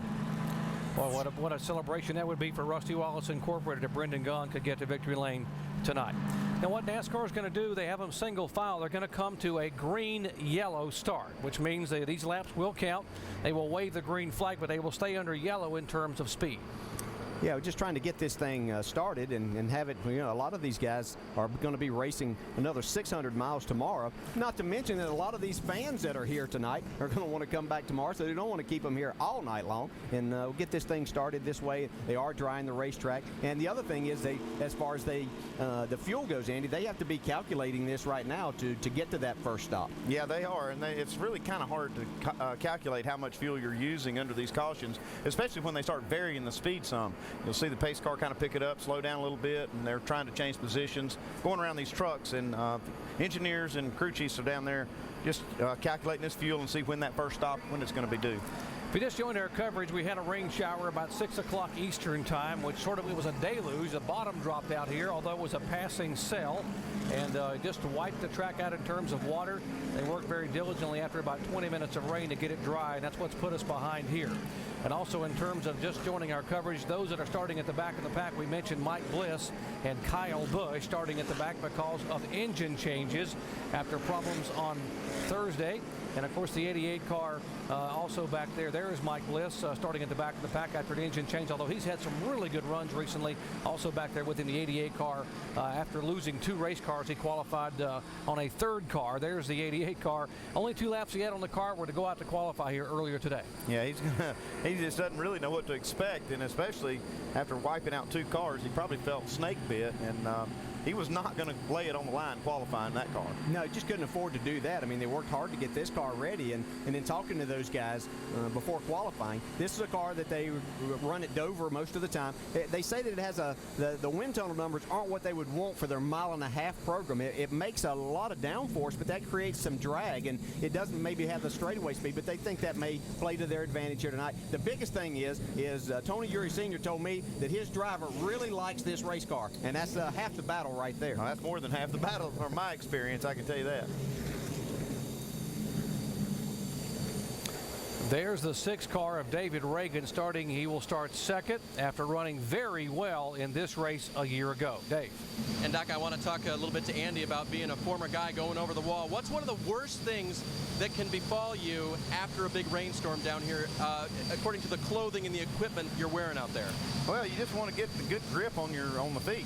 Exactly right. And Crew Chief Mike Kelly on the 6 reminded his guys, before you go over here tonight, make sure that your feet are dry. If you need to, head back over here. We got a carpet down back in the pit area. Make sure you dry your feet off before you go out there, because one slip can cost these guys a lot of time on pit road. They want to make sure they might have stepped in a puddle or something. Get those feet dry. That's a good idea, Dave. Thanks, Dave. That is very critical down there. You slip and slide, and those cars are coming by you on the outside just about 8 or 10 inches away, and it could be disaster. It could be very, very ugly there on pit road. Well, the word is that NASCAR has asked the crew chiefs to talk to their drivers, and every driver they've talked to, and they've talked to most of the field, have given a thumbs up and said the track is ready. Jack Rouse getting set, watching his drivers. He's got both on the front row, Carl Edwards and David Reagan. And there is the crew chief for the 18 car. And what a year they've had. Jason Ratcliffe, 3 wins. They just missed the victory at Darlington 2 weeks ago after dominating a night and then cutting a tire with 2 laps to go with debris on the racetrack.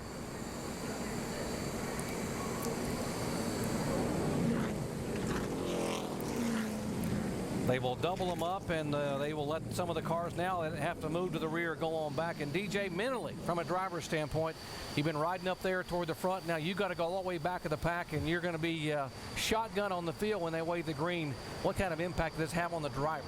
Well, you can look at it in 2 different ways, and it depends on what kind of driver you are. I think Kyle Busch is going to look at this as a challenge. You know, he's used to starting up front. He usually doesn't have to pass many cars, and so he knows he has a really good race car. The biggest thing for him right now is that he knows that, you know, something could happen. They're going to be on a racetrack that is going to have less grip right now, not because we're at night, it's obviously cooled down, but because of this jet fuel that gets on the racetrack a little bit, and that makes it a little slicker. But I think that Kyle is really going to look at this as a challenge. Let's see how fast I can pass these cars and get myself in the top 10. I think they'll tie one hand behind his back too, see what he can do. It's going to be fun to watch him come up through there. I'm kind of getting excited about it. Let's get this thing going. What was the prediction in NASCAR countdown? Brad Daugherty said by lap 30 he thinks Kyle will be at the front. I think DJ picked lap 34. Either one, they're talking about not long for him to get there and pass some 41 other cars. We already have one car pulling in the garage. Johnny Leah has pulled the 07 behind the wall. Former NASCAR Camping World Truck Series driver. They've had some issues all weekend with that car trying to get it up to speed. 3 laps complete here under green, yellow conditions. Yeah, this not only is a long day for everybody, but the crews have been out here a long time today, getting these cars prepared and everything, and sitting around. And it's really important as we talk about those crews down there that are getting ready for pit stops here. You know, obviously in another 30 minutes or so. But that stretching and keeping yourself ready is very important. Yes, it is, and it's just, you know, these guys that are going across the wall all are athletes, and you know, they got to do a big burst in just a few seconds. So you have to be limber, make sure you don't pull anything, make sure you don't make any mistakes, and you know, like I said, it's getting started later too, so it might be past someone's bedtime. We talked about some strategy during the week for maybe some of these teams opted to practice, have their pit crews practice at this time of night to be able to know. So like you do with a football team, when you travel to play someone on the other side of the country, you actually practice at game time. Yeah, you know, you got to reset your body clock for these night races, the crews do, because if you're used to getting up early, going to work at 7 o'clock and you're getting off at 5, you come to these night races, and they didn't check in here until 1 o'clock this afternoon, and then they qualified these cars at 3:45, and now here it is 15 minutes after 9, they're getting ready to start this race. And, you know, it's hard to kind of reset your body clock. You have to kind of train for it. Drivers weaving back and forth, trying to get some heat in the tires. You've had rain on the racetrack. These guys have not been able to practice since Thursday night. So they've not been on. They had 2 laps in qualifying, and that's it. And that's a completely different racetrack than the last time they were out there. Yeah, no doubt about that. And I think the thing that the guys will be more concerned with, the drivers on the outside, that's where it's going to take a little more time. If you're on the bottom, you know, you've got a little wiggle room there, so to speak, but it makes it a little more difficult if you're in that outside line. Let's catch up with some crew chiefs. Here's Dave down in the 16 pit with Eddie Pardue. And Doc, finding out kind of what the game is right now. You're burning fuel out there, so it seems like you're watching fuel mileage and you're watching the weather. What's it like right now for you as a crew chief? Well, it's tough right now. The driver, pretty anxious to go. He's been talking a lot on the radio. He's ready to go. He's excited. City Financial, Ford Fusion, it's good this weekend. We're excited to get going here. Now, do you just input the data on number of laps run under caution to get that first fuel run closely calculated? Yeah, we think it's going to be an early stop there to get into our window, so we're not too concerned about right now this first stretch. So I think everything's get going. We just need to get rolling here, get it underway. And we need the weather window too, Shannon.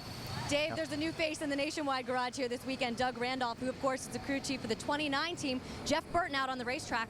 What are your expectations for this weekend? Well, we're excited to get this Holiday Inn Chevrolet out there and running. We didn't quite have the speed that we had hoped in practice, but the guys are settled in for a battle all night, and we're going to fight all night to get the finish that we want. What concerns do you have about this racetrack being a little bit green because of the rain? Well, you're always a little concerned about it being a little green. It's obviously a lot of humidity in the air, and you don't really know how dry it is.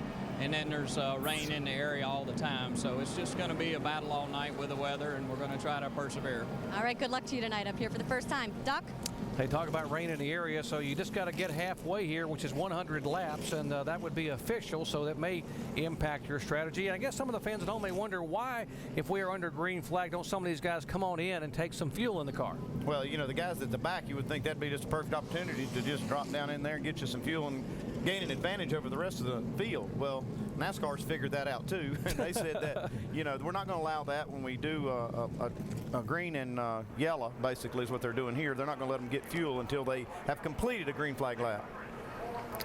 They will come under the flag stand this time and be given the one to go sign. Next time by, they will wave the green flag for real and turn them loose here at Lowe's Motor Speedway. After a rain shower earlier in the day, the fans have poured back in here to watch NASCAR Nationwide Series action. They enjoyed a great Sprint All-Star weekend a week ago, and what a great finish that was with Tony Stewart picking up his first win. Although it wasn't a points-paying race, it still paid $1 million, so he's pretty excited about what he did, and what a great effort for that team, and the fans certainly enjoyed it. I'd say $1 million goes a long way whenever you're trying to get the team up and started like Tony and them are doing there. Yeah, you know what else they got? They got a big trophy, too, back at the shop, and that brings a lot of pride. We just saw Dale Earnhardt Jr.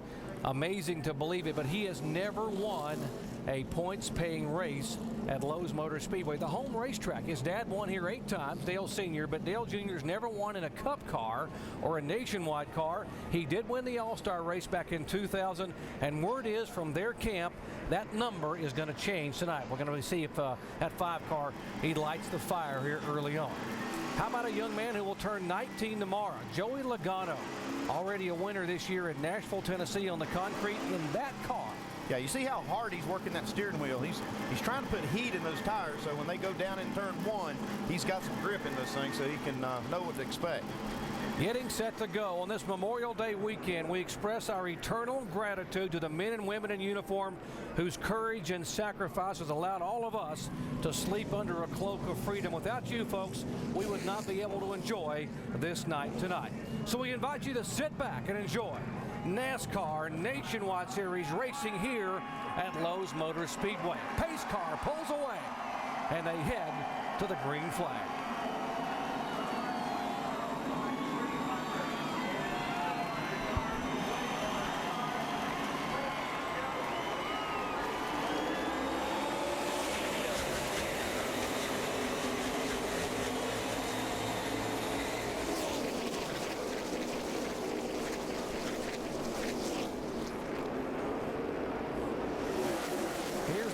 Test. How much grip will they have? How loose will some of these cars be? And look at the rocket from the back of the pack, Kyle Busch. Wow, look at him thread the needle up the backstretch.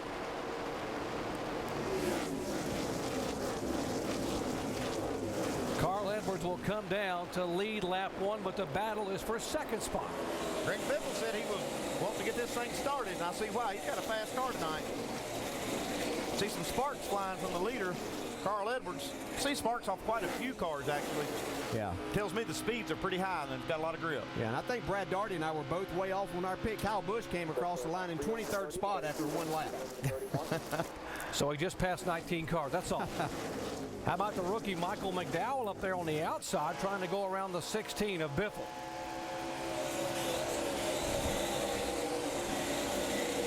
Michael McDowell's done a really good job in that race car. They seem to be getting better and better with each race. Communication's better, and he's learning more and more about these cars and these tracks. You know, one thing I'm seeing right now, though, that high groove has come in immediately. It looks to me like that's the best groove on the racetrack. This bottom groove where Biffle's running, he's not able to make any ground down there. Yeah, these guys were telling me that was going to be the hard pass to make on the inside. If a guy could run and be good on the outside, you're going to have a really difficult time in making that pass on the inside. That 99 car is Scott Speed, making only his 5th ever start in the NASCAR Nationwide Series. There's the 18 car. Moving on the inside of the 81 of Kevin Hamlin. Now moving in behind the 66 of Stephen Wallace. Kyle Busch up tight team positions. He'd be further than that if he hadn't run up on a couple of cars that made him break his momentum a little bit. There's third place, Joey Logano going under Michael McDowell. Lap times are as fast as qualifying right now. You see Carl Edwards running 29.77 the last lap. That's almost as fast as they qualified. Yeah, it's just 2/10 off of where they were qualifying. Which we said this racetrack is as temperature sensitive as any that we go, and you know how things pick up here at night. Couple of Fords running first and second, then 4 Toyotas. Logano, McDowell, Vickers, and Speed are 3rd through 6th. Biffle 3 wide on the outside. He found that outside groove after they hung him down on the bottom. And he was all the way at the wall as far as the outside groove. Yeah, he went to the far outside. Kevin Harvick in the 33 car down on the bottom. Harvick, another one of the drivers that may surprise you, has never won at this racetrack. And the Nationwide car. See right behind him, Jeff Burton. That 29 car looks strong so far. You know, every driver that I talked to this afternoon, every single one of them were talking about how hard they had to drive these cars here. With less horsepower and everything, just makes it more difficult to drive. Kevin Harvick being one of those. Mike? DJ, it's been an incredibly rough weekend so far for the 33 team. Walking up to this team in the garage on Thursday after the first practice, you can just see by their body language how frustrated they've been. And part of the problem has been the tire stagger and the change. They've been extremely frustrated. The car's been tight. They got it a little bit better in the second practice, and Ernie Cope told me about 80% better, but still, as you can see, as they've lost 3 or 4 positions here in the opening laps, they're still not as good as they need to be. Well, one thing that they did here, you know, they did a tire test with this tire, and they run this on the Cup cars and the trucks. And they kind of developed this tire around the Cup car, and it makes it a little bit of a challenge for these Nationwide guys. Taking that stagger out has really thrown them a curve with all the downforce they have in this car. Yeah, talking to Kyle Busch and Kevin Harvick, they said that they came here with setups from last year, just had to throw them out the window. They had to do crazy things, raising the track bars way up, things that they just haven't been doing to try to get their cars to turn in the center. Joey Logano now moving in on second place. David Reagan trying to reel in Reagan. Meanwhile, Carl Edwards has pulled away to about a 1.5 second lead. Side by side, the 5 car and the 99 for 10th position. Yeah, we can see just what we're talking about right there. It makes it difficult to make that pass. If a guy on the outside can keep the momentum, it's just hard to keep that going on the inside and clear the guy as you get off the corner. Dale Jr. is one of those guys that usually likes the outside. We see him working the bottom of the racetrack right now, probably because that's the only groove available to him. Now he's on the outside, got forced up there by Kyle Busch coming. Wow. And that right there, that pass would give Kyle Busch a chance to be, well, he's 11th. In terms of get him in the top 10, he's still got to pass the 99 to get in the 10th spot after 16 laps. Goodness gracious, look at this car work the bottom of the racetrack right there. We've not seen a car do that. No. Even. One lane, still up here, even with the 5.7 in. We didn't quite get there that lap. But yeah, Kyle Busch told me that they made wholesale changes to this car yesterday because he felt like it was just way tighter than it needed to be in the center of the corner. I didn't talk to anybody in the garage area that didn't have a tight race car and were throwing all kinds of weird things at it to try to loosen it up. Kevin Harvick's team you were talking about, they had a list after the first practice about a notebook page long. Yeah, the only one that I found that said that they could get their car loose is the guy that's leading the race. That was Carl Edwards. They said that they could make their car a little bit on the free side, and it looks like that's working. And Carl Edwards has pulled away now to a 2-second lead. Dave. Doc, as Kyle Busch continues to mow down the cars in the back, it'll get a little tougher as he moves toward the front, but I wanted to confirm what DJ was talking about. Jason Ratcliffe told me they made a lot of changes. Now, granted, they had some time to do that as they only ran 7 laps in the first session before they changed the motor, but they made a lot of changes on that race car, and he said we built in adjustability just to make sure we could change with the track tonight, because we don't know this tire combination at this track at night. Here goes the guy going to the front. Brian Vickers in this 32 car is smoking up through there. Yeah, and that's another guy that likes that high side. He likes to get up there and run. We've seen him do it in the Cup cars here and go up and lead a lot of laps. It looked like he's found that to work extremely well to his liking here at the beginning of this race. It was the 32 car that won this race a year ago. Kyle Busch was driving the car, but equally as good a car tonight with Brian Vickers aboard. How hard is it, Dale, to get on, get off your game plan if you're planning on running the bottom and all of a sudden the top groove is the place to be? Yeah, it's not that bad. Usually if you get your car working pretty good on the bottom, you can go up to the top a lot easier, and it's just a matter of getting your timing down. It takes about 2 or 3 laps generally to get your timing down as to how far you can drive it in and get back to the throttle. How about Paul Menard here? He started 20th, now he's moved up into the top 10. Yeah, he said in countdown, Menard, by the way, in the 98 car, said in countdown that they had the car just way too tight in qualifying. He had a much better car. He was like 4th or 5th in both practice sessions on Thursday. Yeah, look in your mirror, though, Paul. Yeah, hope he looks to his outside. 3 wide sandwich. Man, oh man. Harvick tucks it back in. 4th position, Greg Biffle and Joey Logano. Biffle down on the bottom of the racetrack, Logano up high, and now after Logano moved all the way up to 2nd, starting to drop back a little bit. Yeah, you got to wonder if his car might be a little bit on the tight side. Made a fast run there early on, and then maybe fighting some tight conditions now that's not creating the speed through the center of the corner that he wants.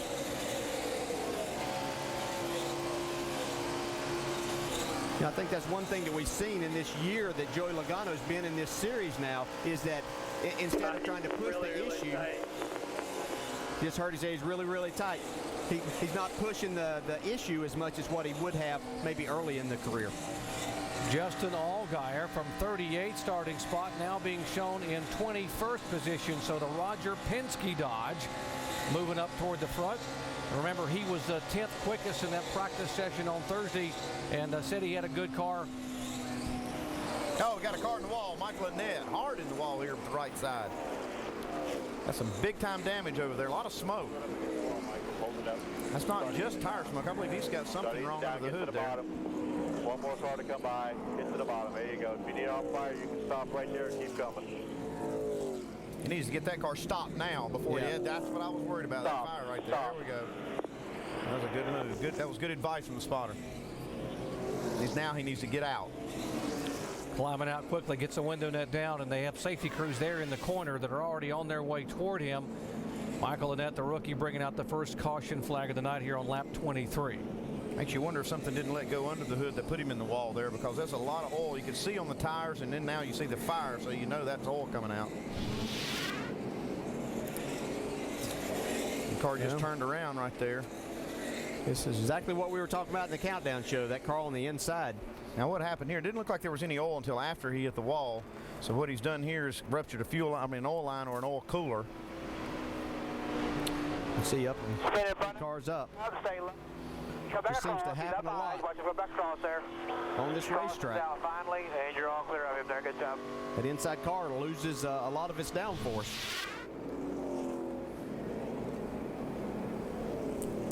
Here they come down for our Toyo Tires triple pits. Let's go down to Shannon. Now this is the first pit stop for this 2019 with Doug Randolph on top of that pit box. Jeff Burton lost his 2nd in those 20 laps on the track, so they're going to make a track bar adjustment, air pressure, and 4 tires. Mike Massaro.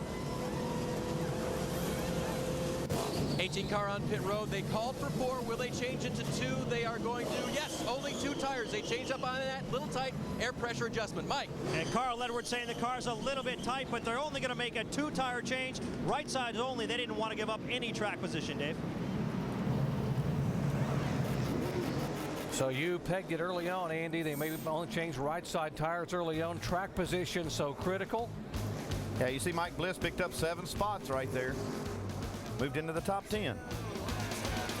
Carl Edwards holds on. Reagan, Vickers, and McDowell gaining a couple, as did Kyle Busch now in the top 5.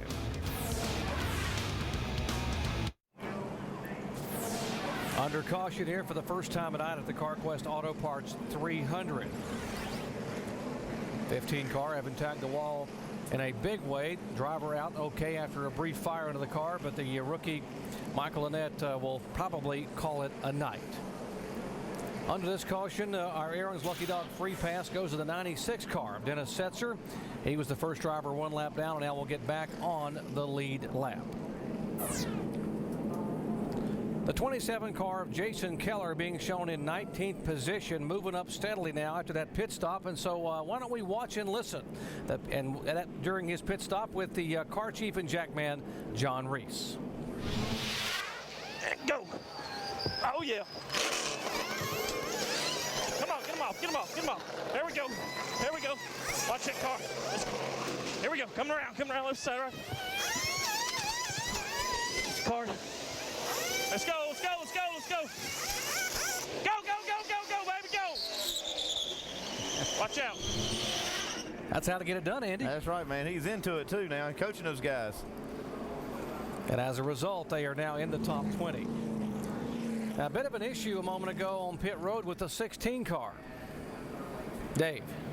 Yeah, Doc, let's ask Eddie Pardue about it. Greg missed his pit. He's been in communication with you and his spotter. What's the outcome here? Well, it actually worked okay for the City Financial Ford Fusion. We did a fuel-only stop there, but he was too close to the car ahead of him with 32 and just didn't catch us in time and just missed it by 1 stall here. But we backed up and got in the box and got our service done. It worked out okay. Why did you and teammate Reagan decide not to take tires here, do you think? Well, we felt like our car was really good, and we're just trying to maximize our tires for the end if we need them.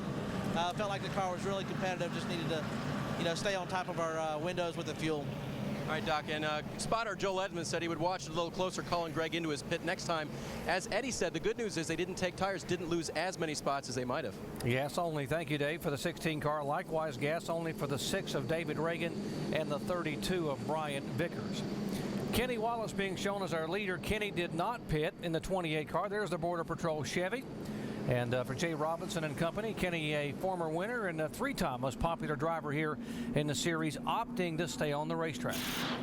Well, this is good for the 28 car to get out there and get a little TV time up here, running up front. And the tires are holding up great. I mean, there's the only thing that you worry about, just like Eddie Pardue said, is the fuel. The tires are going to hold up good, and you wouldn't normally do this if you had tires that were falling off. You wouldn't want to stay out there on old tires. The caution flag again was for him, the contact with the 15 car, Michael Annett, and Shannon has caught up with him. Doc, a very scary moment for Michael Annett out on the racetrack. Released from the infield care center. Are you okay?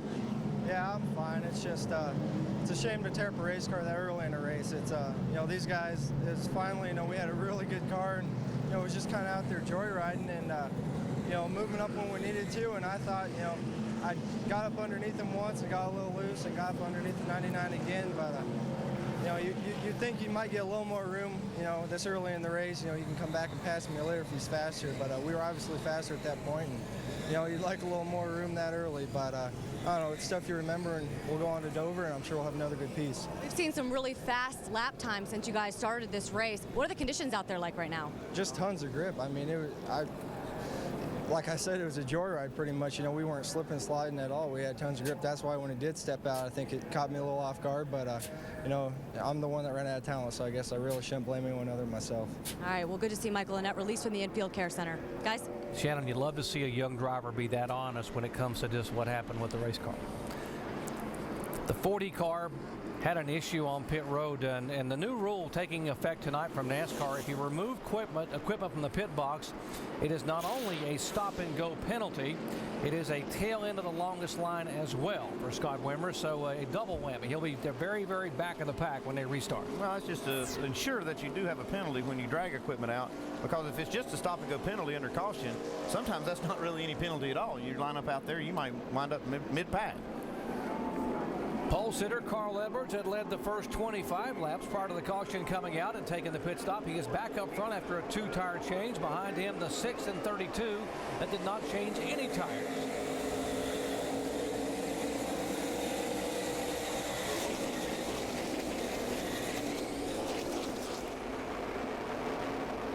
And Kyle Busch trying to work that outside on Michael McDowell. On the outside of his teammate right here, Joey Logano. That is for 5th position. Kyle Busch will go by. Biffle trying to stick his nose in there as well. He will think better of it. Now, Kyle Busch able to get to the gas really quick there. You can see maybe 3 wide here. Joe Logano trying to go to the inside of Michael McDowell. Yeah, looks like to the outside. Looks like they surprised McDowell a little bit coming off the corner.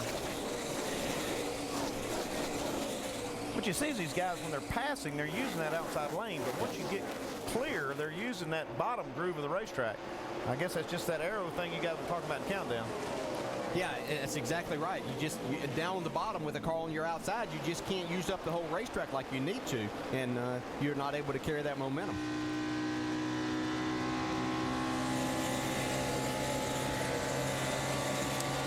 '88 car, Brad Keselowski back there moving his way toward the pack. There's the 1 car of Mike Bliss, left side of your screen. He had to go to the back of the pack and has worked his way all the way up to 10th position.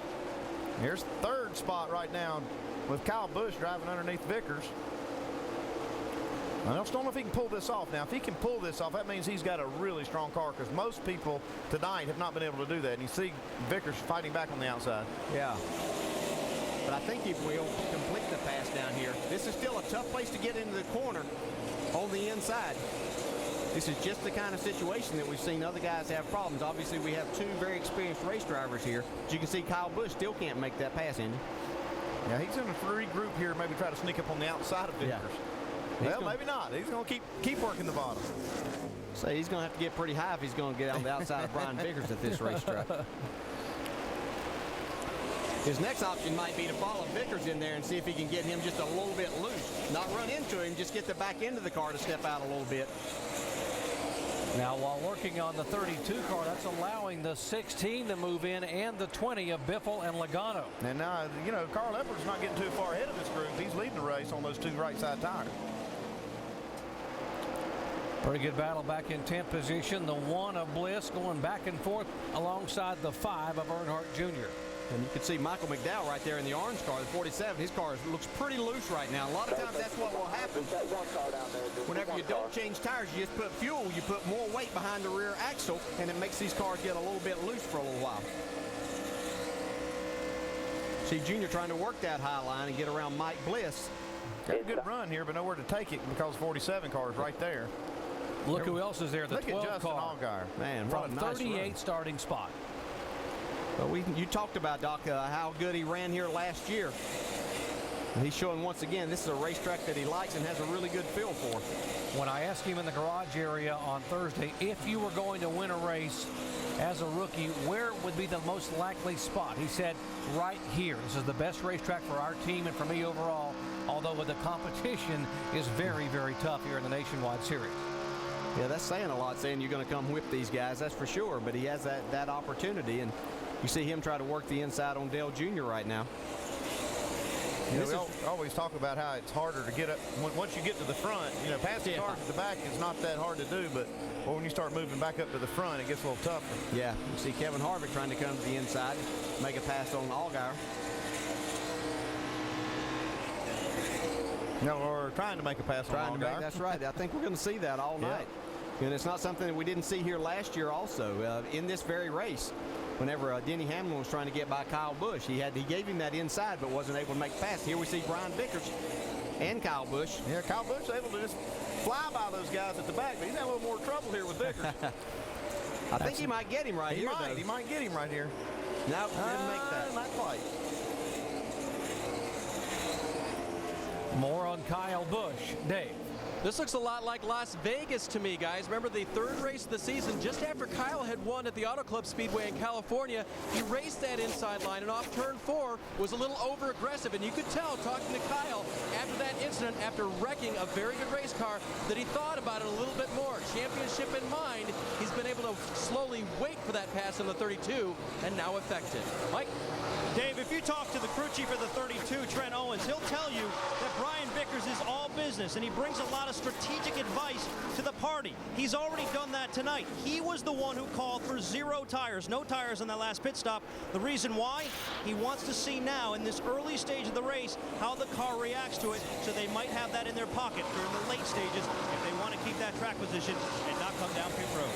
Well, you're right, Mike. That's the time to do that if you're going to do it, is do it early. So if it doesn't work, you can have time to recover. Mike Bliss sliding up into 9th position in front of the Ford of Paul Menard, so he is on the move. By the way, Bliss also qualified for the Coke 600 here tomorrow night, qualified 7th. Up front, possible challenge for the lead. Here comes Kyle Busch from the back of the pack, lap 40. And he will slide by. Now, Dale Jarrett predicted it would take 34 laps for Kyle Busch to get up there and take the lead. I guess you didn't consider the caution flag. No, actually, I said the top 10. Top 10, but I'll be honest with you. The first number I wrote down was 44 laps to get in the top 10. He's taking the lead in less amount of time than that. Shows what I know. I knew he had a really good car. I stood on pit road for a while talking to him this afternoon. He was really excited about his car. And you could kind of tell that he was excited that, he didn't want to be in the back, but he knew if he could come up through there with no problems, it's going to be kind of fun. He won both races here a year ago, dominated in May, and this total domination here last October, talking about Kyle Busch. He has led the most laps the last 2 races out, winning at Richmond and undergoing a huge disappointment in the final laps at Darlington 2 weeks ago. And now here on lap 41, he has taken the lead and is pulling away from Carl Edwards. There's Vickers and Biffle back in 3rd and 4th. Really says a lot about that race team too, Andy, and then be able to make the wholesale changes they said that they made to that car and be comfortable with taking it out there to qualify well and then race this well. Well, when you got Kyle Busch behind the wheel, you can take a few chances. I can tell you that.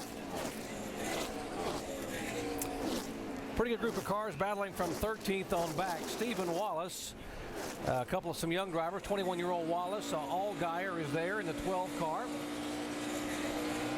And look at it, Brad Keselowski's doing a good job now with this car with no practice at all except for qualifying. And he knows he can't tear it up, so he's not giving at least 100%. Here's 5th place, Joey Logano and David Reagan. Remember, Reagan did not take tires, fuel only. There's Jeff Burton also moving into the picture in the 29 car.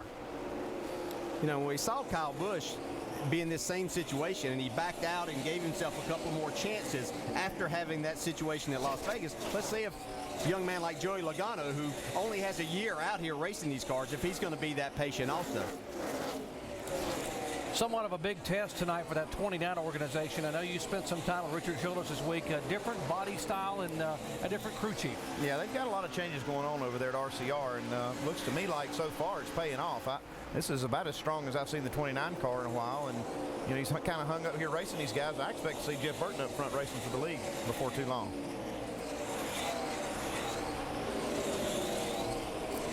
Almost contact there between Keselowski and Allgaier, and right behind him, sitting there waiting for his chance, Brendan Gaughan to get through.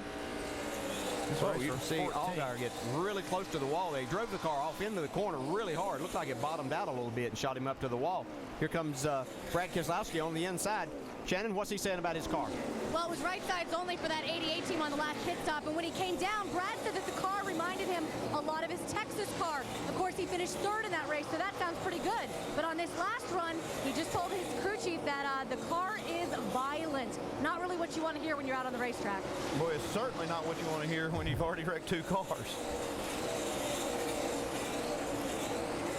Right side of your screen, Biffle now having gone by Vickers, Ford and Toyota. Left side, one of the best dodges we've had on the circuit this year in Allgaier.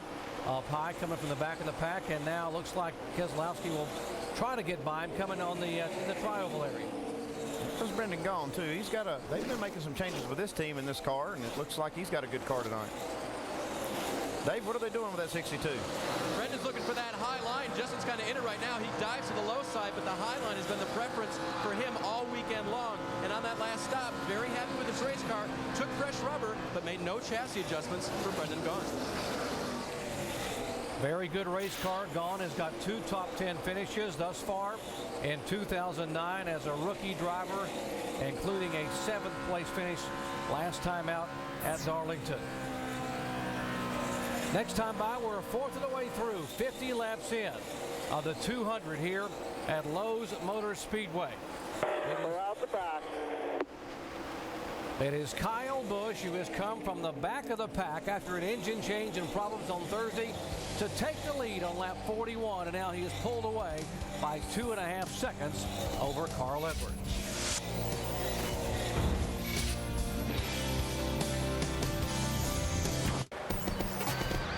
Whether he's your favorite or not, you have got to admire Kyle Busch. Started in the back tonight after a change of engines against NASCAR's one engine per weekend rule.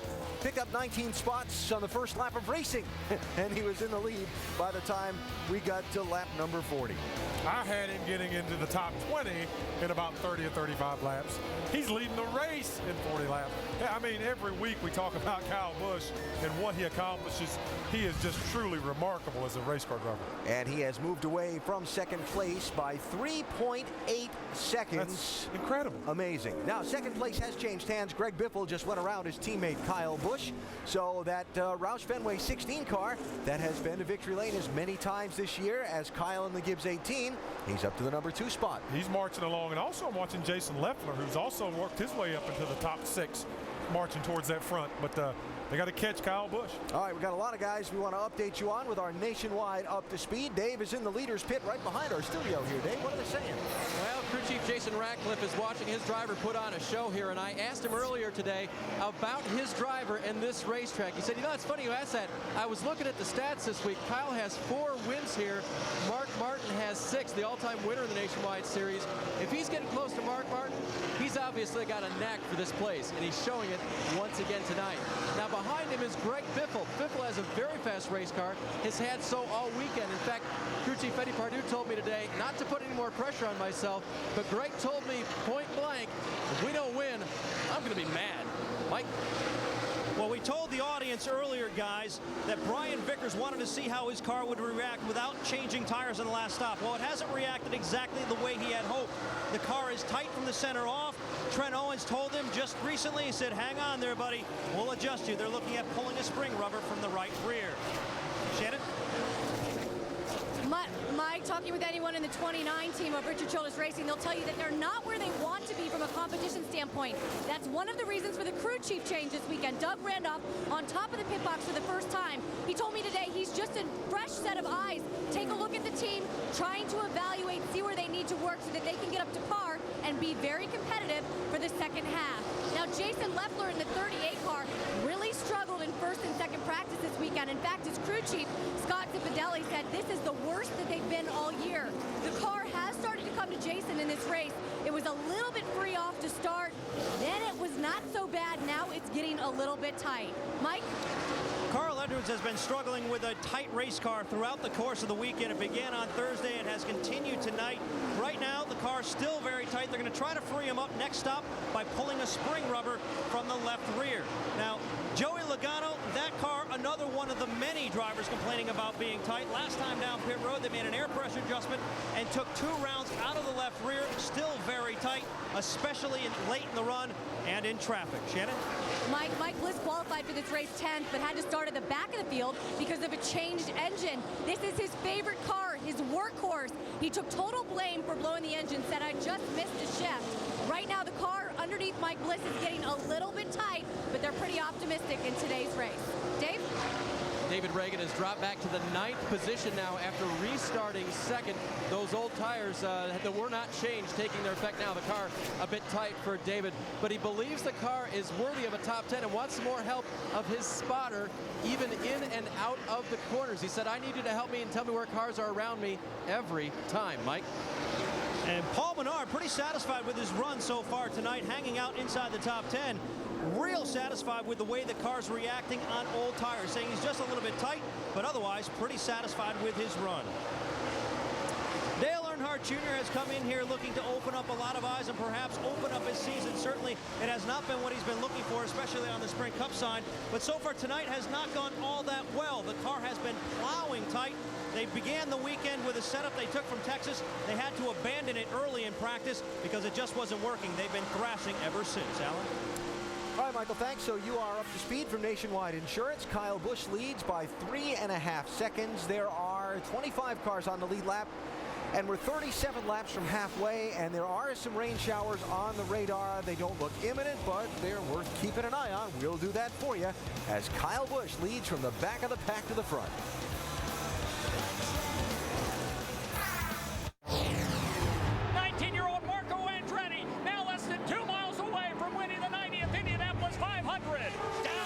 Stretch. Marco Andretti. Hornish, who's going to win at the stripe? It's Hornish wins by 6/100ths of a second. Expect to see more moments like this. The Indianapolis 500 returns Sunday, May 24th on ABC. What a hold-your-breath finish. Second closest finish in Indy 500 history. 63 hundredths and 300 yards from the yard of bricks. Sam Hornish pulls out and passes the 19-year-old Marco Andretti to get that win at Indianapolis. Wow, what a finish. We could have something very similar tomorrow at Indianapolis Motor Speedway. Roger Penske's got 2 cars on the front row and got 1 car here tonight, and a rookie driver, Justin Allgaier, and had come all the way from the back of the pack into the top 10 and now settling, moving back a little bit in 18th spot with a little bit of an ill-handling dodge. That's 12th place right here with Stephen Wallace on the bottom and Paul Menard, the 98 car. I think we've seen a lot of these guys that opted for the no tires, or mostly the ones that took no tires, that's hurting them right now. I think they were hoping they might get another caution before they got in this long of a run. Yeah, the highest car right now is the 32 car Vickers, who didn't take any tires. He's still running third, but looks like some of the other guys back in the pack is taking its toll. The caution flag came out on lap 23. Everyone came on the pit road on lap 24. Now calculating the next stop, crew chief, what are we looking at? We're looking at about 76 to 80 laps or so. These guys are going to have to be coming in on lap 76 to 80, 81, depending on how far they can stretch it. We're going to see some green flag stops here pretty shortly. We just joined our coverage. Carl Edwards was the pole sitter, led the first 36 laps prior to the caution flag. Kenny Wallace led 3 laps when they came to pit. Kyle Busch has come from the back of the pack and took the lead on lap 40 and has now led the last 32 laps. When they make this next pit stop, you'll see all the cars changing 4 tires, because it takes about as long to change 4 tires as it does to put in 2 full cans of Sunoco fuel. So you'll see that happen on a green flag run.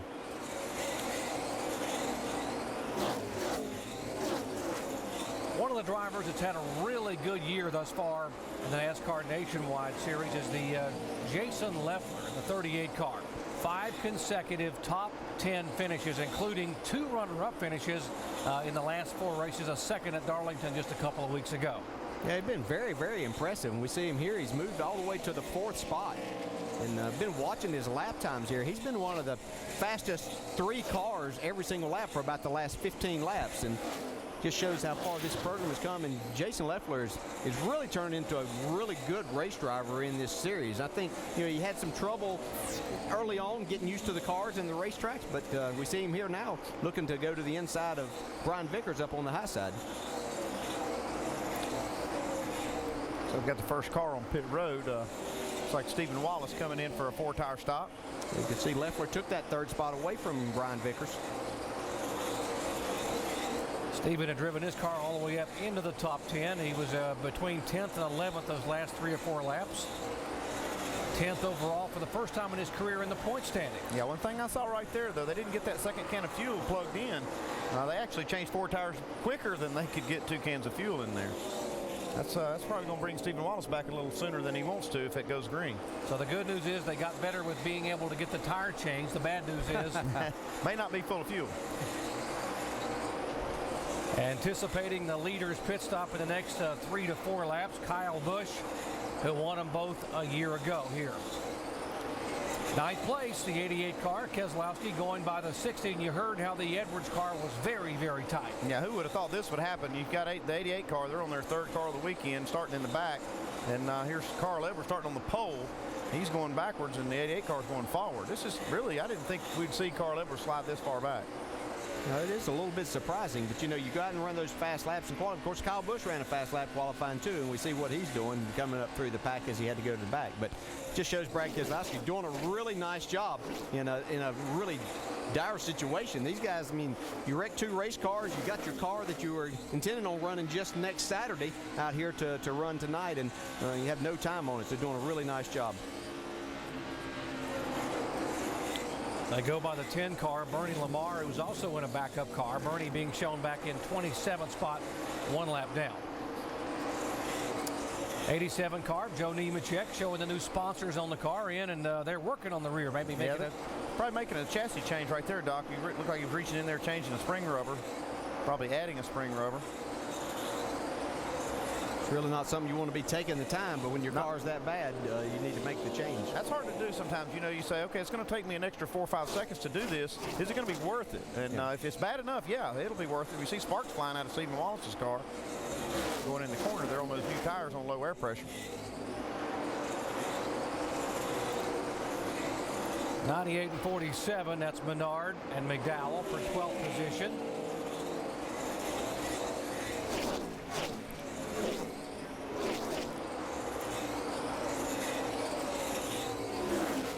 Kyle Busch still showing the way here at Lowe's Motor Speedway. 80 of 200 laps are in the book, and there is Kyle up high. Moving in on the 31 of Stanton Barrett, who had one of his best qualifying efforts of the year, but now Barrett getting ready to go 1 lap down. Leaders on pit road, Greg Biffle in for his green flag stop. Yeah, he's got 83 laps on this set of tires. He's not changed tires since the start of the race. Looks like they have a little problem here. They stalled the car. Put the fuel in. Clear all the way, all the way, all the way, all the way, all the way. Until Greg Biffle stretched that tank of fuel because it just coughed a little bit, didn't want to pick back up. Kevin Harvick also in. There's Brian Vickers coming down pit road. Jason Keller coming out, and Dale Earnhardt Jr. in for his stop. Shannon. Jeff Burton is going to make some adjustments, or did make some adjustments to that car, track bar adjustment, and it was 4 tires. Now, Jeff Burton did take 4 tires on the last pit stop as well. Looks like they like those fresh rubbers. Back up front, the 18 is still the leader, Kyle Busch. Jason Leffler has now moved to 2nd position. This time. This time, not a lot of press. Watch this close. Right side of your screen, David Reagan, who has not changed tires at all, coming down pit road. Dave. He is definitely ready for those 4 fresh Goodyear Eagles now. Full of Sunoco fuel as well on this stop. They will make some changes to the car. It was best on the bottom of the track, but it lost overall grip on the car. The leader is in as well on the left side of your screen. Let's go to Mike first.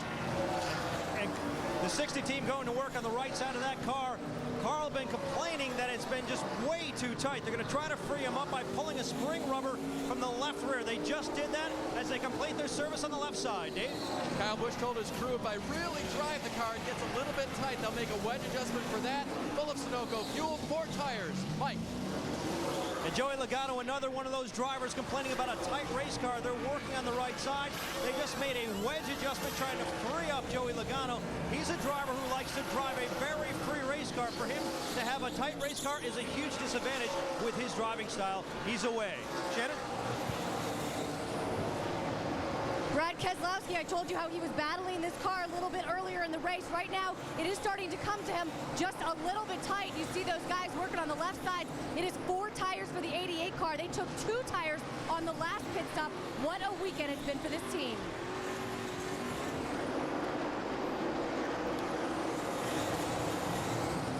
Mike Bliss has been complaining that this car has been just a little bit tight. You see him pulling into his pit stall right now. Those guys going to work on the right side tires. Mike Bliss does have 1 win here at this track. He won in a Joe Gibbs racing car back in 2004 as the guys moved to the left side working on this car that Mike Bliss calls his workhorse.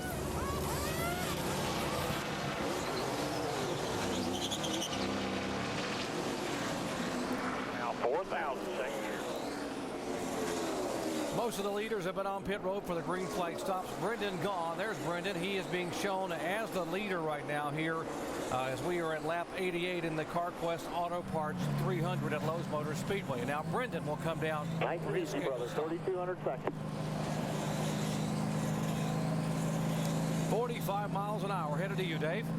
And that's such a slow pace after going around this racetrack at close to 185 as they enter the corners down here. 4 tires for Brendan Gaughan at this point. Tight in the center of the corner for Brendan. They will change those 4 tires full of fuel and send him back out. So making some chassis changes there on Brendan's car also. You see the gas man, he's still got the gas can in there, and just now finishing up on the fuel. Oh, we got a crash. Oh, guy. At least a spin. It's out, man. I don't know if he hit anything. Just fun here. What was our contact on the right rear, Justin? And just barely. I think all the cars had pretty well cycled through on that round of pit stops before this happened. Yeah, Kyle Busch is being shown as the leader. And the 12 car Allgaier will bring out the second caution flag of the night. Got a little bit of damage to the valance, the bottom part of it there in the center. Now what will that do to the race car? Well, it'll make it a little tighter. If he was tight, it's going to make it tighter yet. They'll probably want to get that thing straightened out. You see a little damage on that right rear bumper. If we can see what happened to Allgaier. Drives it down the corner, just gets a little bit too loose. Hang on to it. Hang on. Hang on. Hanging on the bottom here. Hold your brake. Hold your brake. Caution's out, man. So we can see what Kevin. Here. So our Kevin Harvick's car right here, he gets a good view of this. In front of you at 12. He's coming. Just squeezes by on the outside. Yeah, could have come. Justin car might have been tight. They had made some adjustments. You get that low air pressure, makes the car a lot looser for a few laps, and maybe just over adjusted a little bit. Everyone has cycled through just moments ago, and although pit road is open, there will be no takers here. So under caution for the second time tonight, we will take a break. Justin Allgaier, the impressive rookie, spins and has minor contact. Kyle Busch, Leffler, Vickers, Biffle, and Burton, the top 5.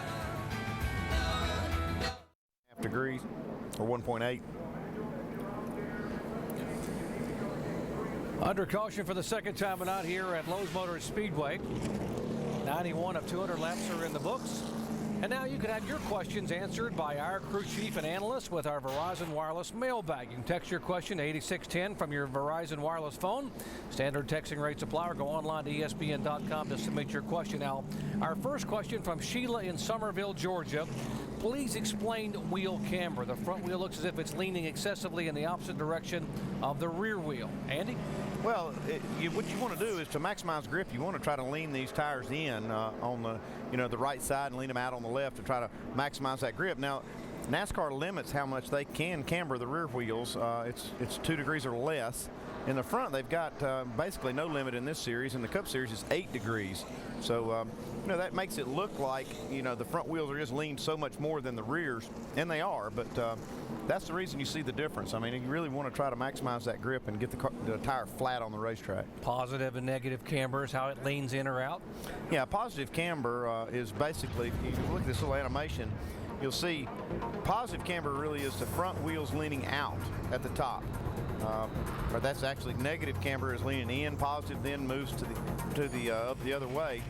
And now when you run in an oval track where you're just turning left, you want to try to lean both tires in that direction. You see right here how you've got that right front leaned in and got the left front leaned out. Now when you get in the corner and all the loads get in there, that actually kind of straightens out that tread patch and puts all the rubber on the racetrack. And on a road course, you got them leaning in both directions. Exactly, because you want to maximize that outside wheel. Under this caution, our lucky dog is the 42 car. The Aaron's Lucky Dog Free Pass goes to David Gilliland, who did such a great job qualifying, and the Evander Holyfield Dodge, and he will be able to get back on the lead lap.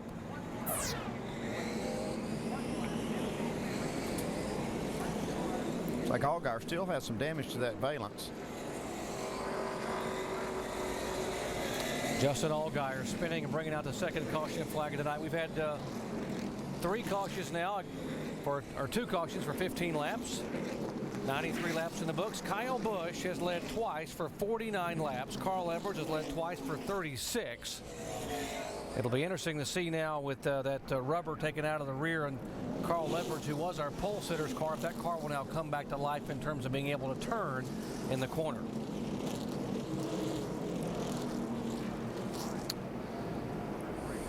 Take a look at the front end of the 16 car. Dave? And Doc, we're trying to see the left front fender area for Greg Biffle. They debated pitting to knock that out just a little bit. They may have a slight rub from some slight contact on the track. Boy, it looks pretty good. That's why they decided to stay out. But Eddie Pardue was about to call his driver down pit road to take care of a little fender issue up there. Yeah, Dave, you can see on the top side of the fender, they've got it's knocked down. I don't know if that came from the pit stop, maybe one of the crew members, but it is definitely right there at that hood seam area is knocked down, and that's probably rubbing when they get in the corner, and that you got full travel on those wheels. Like a little dimple over the top of that left front tire right where it says Goodyear. Not going to have time to get him on pit road because they're going to wave the green flag, and Kyle Busch will lead him down. Leffler, Vickers, Biffle, and Burton the top 5. I think it was a good decision for Eddie Pardue to leave Greg Biffle on the track because where that's rubbing is really the toughest part of the tire in that tread area, and usually it'll push that out of the way. If it does rub right there, it'll end up pushing it out of the way. What you don't want to do is have a sidewall rubbing. Those things are really thin. Whoa, we got some pretty wide racing here. Lagasse in the 11 car sort of under attack now. The 27 of Jason Keller falls back in behind him. There comes the 5 of Earnhardt Jr., and then behind him comes the 60 of Carl Edwards. We've got Allgaier down a lap, and these two cars are on the lead lap, Dale Earnhardt Jr. and Carl Edwards. Yeah, the 88 car being shown in 9th position. There comes Jr. back in 10th, trying to take the spot away from the car he co-owns. He's going the right way now. He's going to the front. Second position, Vickers taking it away from Leffler. Now Leffler in jeopardy of losing 3rd spot to Biffle. We've not seen Leffler be that strong on the restarts. It's after they run a few laps, his car seems to come around. It just seems like they've got a combination that's working really well in the long run, and that will benefit them later on. They were able to run up towards the front and then have a good pit stop too before that caution. That got him up into the 2nd spot, but he's falling back a little bit right now. See Joey Logano moving into the picture. The 29 car we kept talking about behind this group, Jeff Burton, his car was getting better and better, and got to wonder if that first pit stop, that adjustments they made, isn't going to really bring this car to life a little bit as well. New downforce package for them. Yeah, they do have a new body package, and seems to be working fairly well. I mean, they're not where they want to be yet. I'm sure they want to be up there racing with Kyle Busch for the lead. It's still a long race. They've got a long way to go. Yeah, and the good thing for them is they changed 4 tires on that first stop, and so that gave them a really good idea of what their car was going to do in the long run on fresh tires. So I'm sure that they made another adjustment during that green flag stop. You can see Kevin Harvick there down on the inside in the 33 car. He is a lap down. He was lapped on the racetrack before the green flag pit stops a little bit earlier. So just an off night for Kevin and his team. Well, that's the bad news. The good news is he is in the lucky dog spot should the caution come out right now.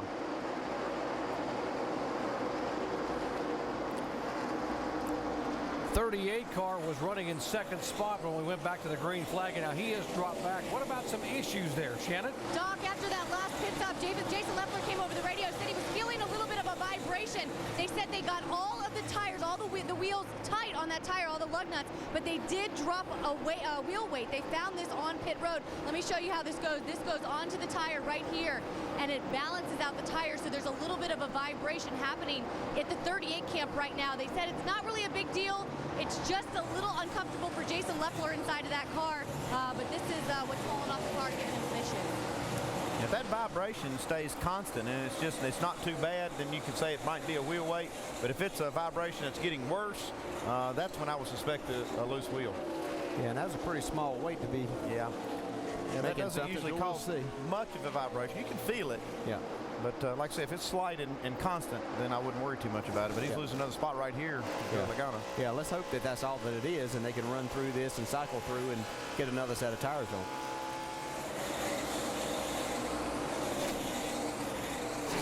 Just past the halfway point here at Lowe's Motor Speedway.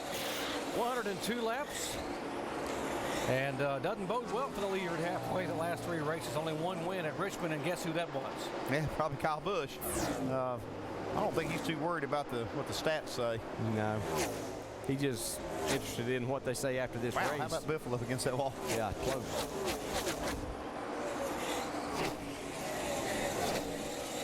Margin a second and a half between Kyle Busch and Brian Vickers, and there is Biffle back in third.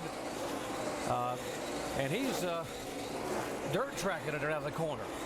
He's looking for some grip. I think he's looking up top trying to find just a little more grip and some momentum. Yeah, I think momentum is a big thing. He sees Vickers up there in front of him, and he is right against the wall and making a lot of good time, so he's trying to see if his car will do what that Toyota for Brian Vickers is doing.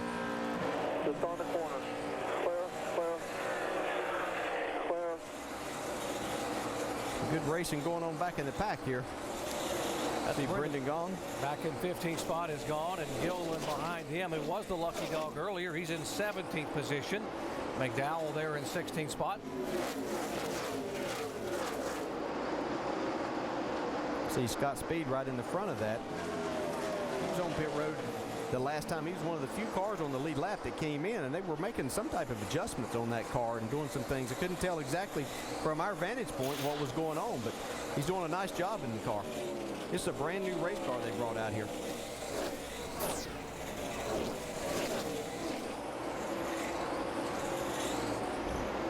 One car of Mike Bliss being shown in 7th spot. David Reagan trying to go by to take that spot away up high, but Bliss will battle back on the bottom groove.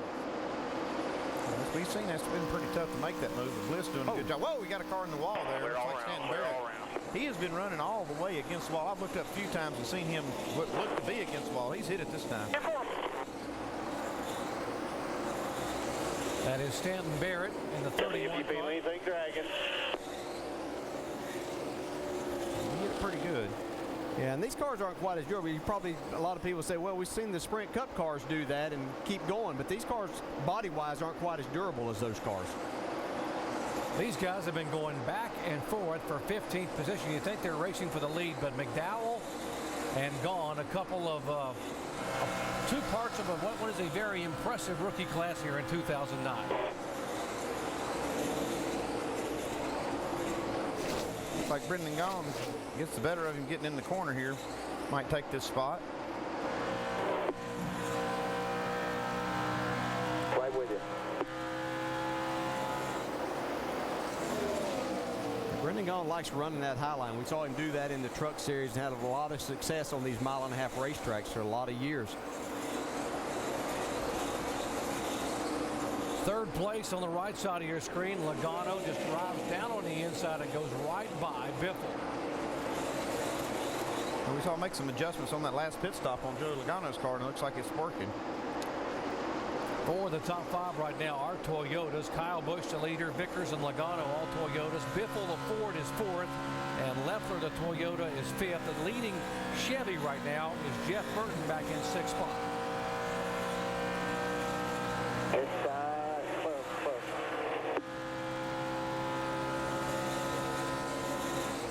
Michael McDowell's not giving up trying to get in front of Brendan Gaughan. You said, Doc, these two guys have been battling, I think, since the green flag fell. Whoa. Couple of Chevys battling here. We talked about Burton, and he's now getting a challenge from the one Don't have car rear grip Bliss. getting into the corner, but getting to the middle. No rear grip. He's having trouble with rear grip, car being loose, getting to the middle of the corner. Well, that makes it difficult to drive these cars when you can't do that. You've got to stay in the throttle a long time and get it down in, but if you're not able to do that because it's going to turn around on you, then you just have to back out, and that costs you time, costs you speed through the center of the corner, and then that's ultimately going to hurt your straightaway speed. This guy doesn't have any problem with speed in any part of the racetrack, I don't think. Straightaways, corners, wherever. He's fast. He's got a 1.7-second lead. And now Burton will lose that 7th spot. The 6th car going by. And the 8th spot. He moves back to 9th. Let's check in the Jeff Burton pit. Shannon. Well, ever since that last pit stop, Jeff Burton has said one word, and that is loose. You heard him on the radio. He is not liking the handling of this car right now. As I told you earlier in the race, working with the brand new crew chief this weekend. Now, the crew chief, Doug Randolph, did tell me that this is best case scenario for him because he's working with a veteran driver who knows this racetrack and knows how to adjust his cars. He says that it's made it very simple for him to make changes. They don't have to go above and beyond. Jeff Burton just tells them what he wants, and they do it. The one thing with the new crew chief in this relationship is when he says his car is tight or loose, is figuring out how much that is and what the degree is and how much to adjust it. That's the one thing that they'll have to learn between each other. Yeah, how big a swing to take at it. Here, again, they continue the battle. Great battle. Fans enjoy watching battles all around the racetrack here. And Michael McDowell in the 47 has gone back around Brendan Gaughan for 15th position. David Reagan has run down the 1 car now. Yeah, David Reagan they had a little bit of he didn't have a slow pit stop on the green flag pit stop. I was actually watching him when he came in the pits, and he got behind a slower car and it really slowed him down, and he lost a lot of time getting to his pits, and so that cost him some time, so now he's trying to make that up on the racetrack and doing a nice job. Yeah, what you can't do, you can't pass cars on pit road when you're coming in, and if you've got a car that's slower than you or running slower than pit road speed, it's really frustrating. He was right up against that 50 car. I saw him come down pit road, and cost him some time getting to his pit. Looks like Bliss decided to move back down on the bottom of the racetrack and picked up quite a bit of speed, just moved back around the 6 car. He did. He just blasted by him. You know, sometimes getting past and putting you in another position helps you at times. It's not the worst thing that can happen. You find out your car's a little bit better there. And it could have been that Reagan caught him just because Bliss might have slipped going around another car or just slipped entering the corner. They are all chasing Kyle Busch, and if he just joined our coverage, here the 18 car had an engine problem on Thursday. He had to go to a backup engine, which put him at the back of the pack. It took him 40 laps to come all the way to the front and take the lead. Dave. And Doc, that engine problem was spotted 3 laps into their very first practice by their engine tuner, Kevin Grubb. He had seen this before. There was more smoke around that car than there should be, and there was oil overflowing from the oil reservoir. But he knew there was the right amount of oil in there, so he checked it out, and there was steam as well. He knew they had an engine problem. Water had somehow gotten into the motor and was fouling up the oil system. So he knew they had to change the motor, and he's the guy that caught it early on. Kevin's been around racing for a long time. Started in 1973 with Jay Hedgecock and raced with Sam Ard. And coincidentally, one of the records that Kyle Busch is going for is the single season win record in this series. And Kevin Grubb has it with Sam Ard. He could have it with Kyle Busch too. And you know, Dave, those guys met finally in Darlington, Sam Ard and Kyle Busch, and got together Saturday afternoon after Sam had been given $100,000 at the end of last year by Kyle Busch. They were finally able to meet face to face. 83 laps remaining here at Lowe's Motor Speedway. Kickoff to Memorial Day of racing. It is a tradition here in the heart of stock car country, and Kyle Busch is showing the way.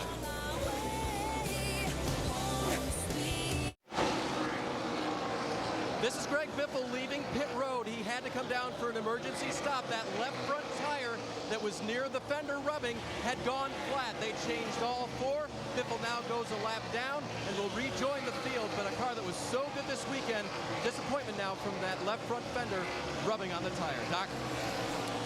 Thanks, Dave. That now explains why Biffle was slipping and sliding, and he had gone back to 10th position prior to peeling off to come down pit road. I agreed with Eddie Pardue's decision to leave Greg Biffle out there on that tire. I didn't think it would cut it down, and with no more damage than we see, you wouldn't think it would, but they're going to have to fix this thing. They still haven't addressed the issue of the tire rub. They're going to have to fix this. You're right there, the tire goes down. Now Greg's trying to figure out how he's going to get this car to pit road. Has some traffic coming by. You see Burton going by, and he's having to wait on one more. Kevin Harvick, now he gets down to the bottom and gets on pit road. Yeah, that's where your spotter really comes into play in situations like that. Can give you that, because it's hard to know whenever you're slowed down that much how fast the other cars are coming. Could have done a lot of damage in that left front fender, but unfortunately he was able to get it slowed down. Yeah, it didn't get down to the inner liner. It's like it got the outside tire there, but the inner liner held up, so that's why it didn't do quite as much damage, it looked like. Yeah, he's lucky he didn't rip the fender completely off the car. Time to take a look at our Holiday Inn Express staying under green race summary. Kyle Busch is our leader. There have been 5 leaders thus far here in 125 laps. There have been 6 lead changes. The average speed 135.230 miles per hour. Remember, we started today under a green-yellow. There are still 16 cars on the lead lap, and we've had a total of 15 laps under caution. 6 cars have headed back to the garage area.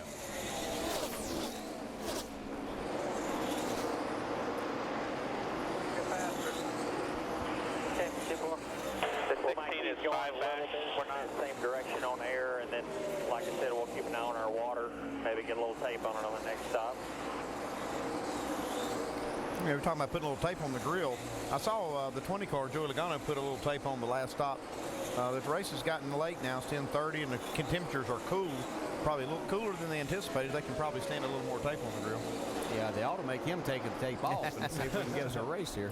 Why is it this racetrack? They talk about this track being the most temperature-sensitive track on the entire circuit. Why?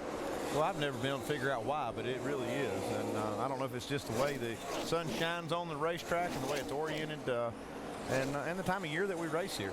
Yeah, I think the way that the track is laid out here, that the sun really gets beating down, especially in turns 3 and 4.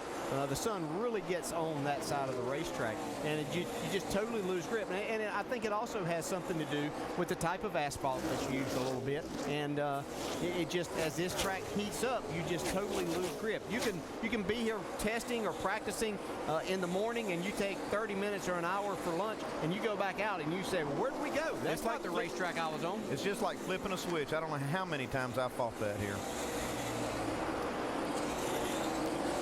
We talk about all the teams that have full-time NASCAR Sprint Cup and Nationwide Series owners. How about a Nationwide-only owner? Todd Braun and his cars are getting it done. There's Brian Vickers in a 32 car being shown in second spot. And they also have Jason Leffler back in 4th position in the 38 car. And there's Todd, and you talk about battling the big boys. He's doing it and doing a heck of a job. Yeah, and Todd Braun is one of the big boys in this series. He's got a great program, and he continues to work on it, making it better all the time. Puts great drivers behind the wheel. He knows what it takes to be successful, and he's doing a great job against the giants in the sport, really. And I think it shows how good a team it is. You talk about the different drivers that they put in the 32 car. Yeah, those are Cup drivers that we expect to do very well. But there's Jason Leffler. You know, he's sitting up there 3rd in the points. He's 4th here tonight right now. So, and that's not to say that he doesn't have the talent. He's been in the Cup Series too. But it shows just how good a race team this is that they have assembled. That they can put 2 drivers and 2 teams out there week in and week out that run in the top 5 and or top 10. Jason Leffler has finished 2nd twice in the last 4 NASCAR Nationwide Series races, including the last time out at Darlington, South Carolina. That's Jeremy Clements in the 50 car, making one of his few starts this year.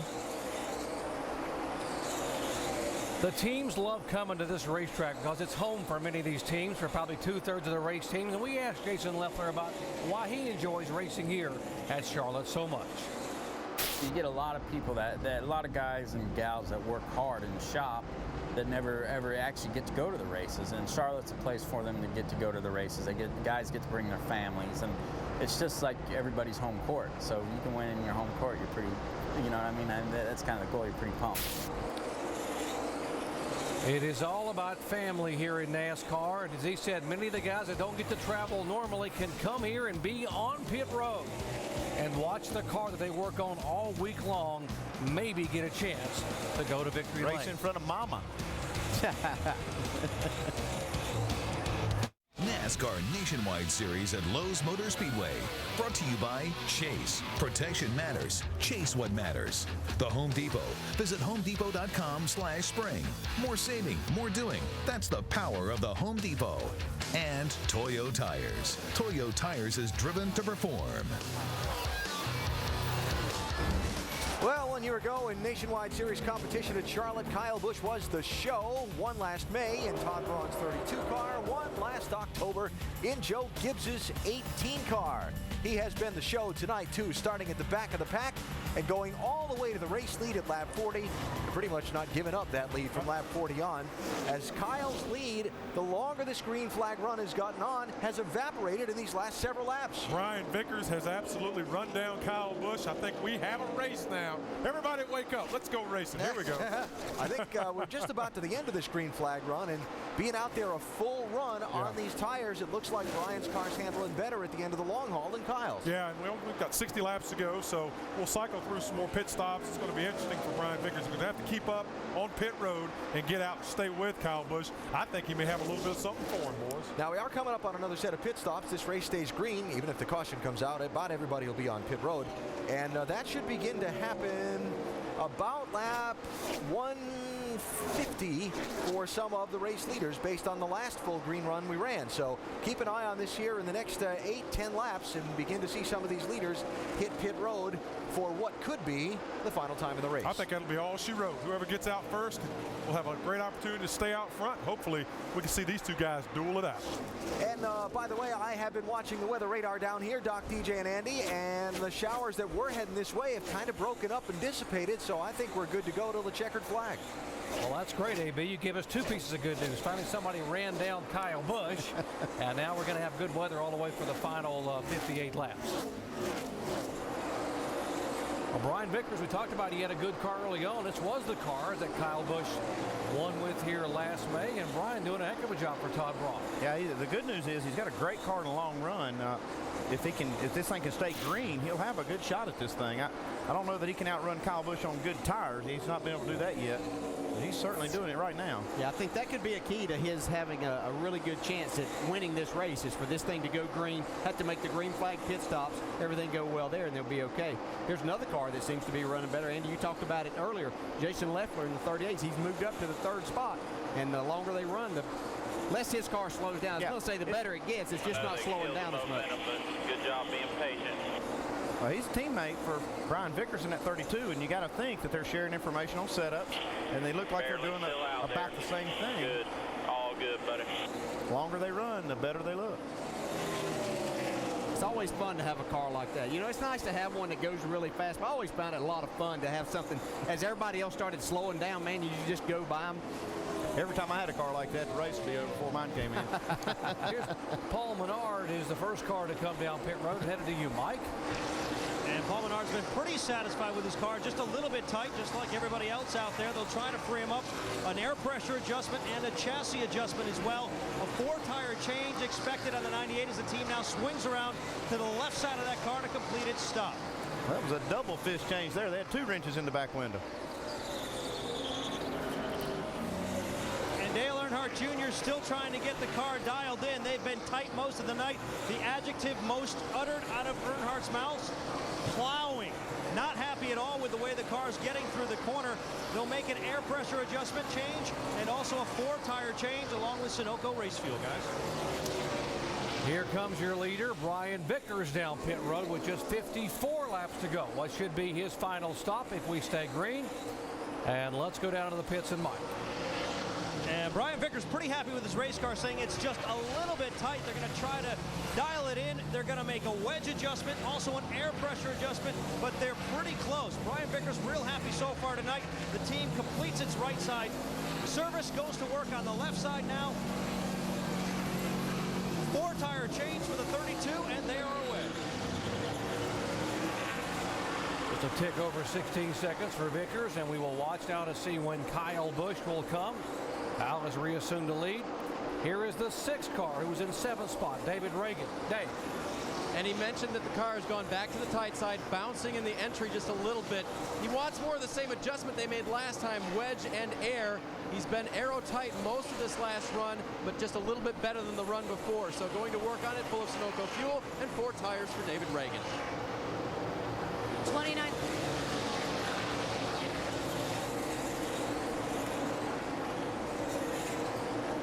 There's a 29 car. Jeff Burton peeling in as other leaders now begin to make what should be their final stops. There is a 20 car of Joey Logano. Burton and Shannon is there. Jeff Burton's car is still loose. They're going to take a big whack at a track bar wedge. 4 tires for this 29 car of Jeff Burton. Mike. Joey Logano was complaining about a tight race car until their last stop. They made a big swing at it, made a lot of adjustments. The car started off looser than he's been all night. He was pretty happy. They're still going to try to keep him on the free side for these final closing laps. 4-tire change for the 20, Dave. Kyle Busch hitting the pit stall after losing the lead to Brian Vickers. There's a wedge wrench going in the back window. Kyle complaining the car starts edgy up off, and now it's gone tight, especially up off the corner. Ruchi Ratcliffe hoping this is going to fix the problem. 4 fresh tires on the 18. Now he'll go back after Brian Vickers. The pit road. Shannon, the 38 of Jason Leffler. This car's been all over the place as far as handling is concerned. One thing that's been consistent, it is fast out on the racetrack. They're going to make an air pressure adjustment and a wedge adjustment for this 38, and you see the tear off going there and that wedge in the back window. Guys, got a car around here sideways. That is Stephen Wallace out of turn 4 trying to come down pit road and slides up broadside, gets it headed in the right direction, and Scott Lagacy almost gets into him. And we will stay green because Wallace is able to get the car right in coming in. Got a car in the wall here. And this will bring out the yellow, the 81 of Kevin Hamlin. Stay up there. Stay up there. It's kind of an inopportune time for some of these cars. Yellow's out now, finally. It'll be a big break for some other ones. Brendan Gaughan is showing up second on the monitor right now. It's going to be a big break for him. He had not made his green flag pit stop yet. Mike Bliss was being shown as the leader. There were 3 cars on the lead lap. Bliss, Gaughan, and Kyle Busch. Yeah, Kyle Busch was one of the guys that made a pit stop and was able to stay on the lead lap. Yeah, Kyle Busch did a great job getting on the pit road. Matter of fact, it looked like from our vantage point that he might have been in there a little bit hot, but he got it slowed down, and then they did a terrific job with the pit stop. It's like Joe Nemechek's having an engine problem of some kind here, maybe. Got a lot of smoke coming out the back. And Joe with a new sponsor on the car. They just put the deal together yesterday. Got it done last night. Lowe Pros out of Illinois. Got a sponsor on both the Nationwide and the Cup car. He'll run here in the Coke 600 tomorrow night. Caution for the 4th time tonight, and issues with the 81 car up against the wall. Kevin Hamlin.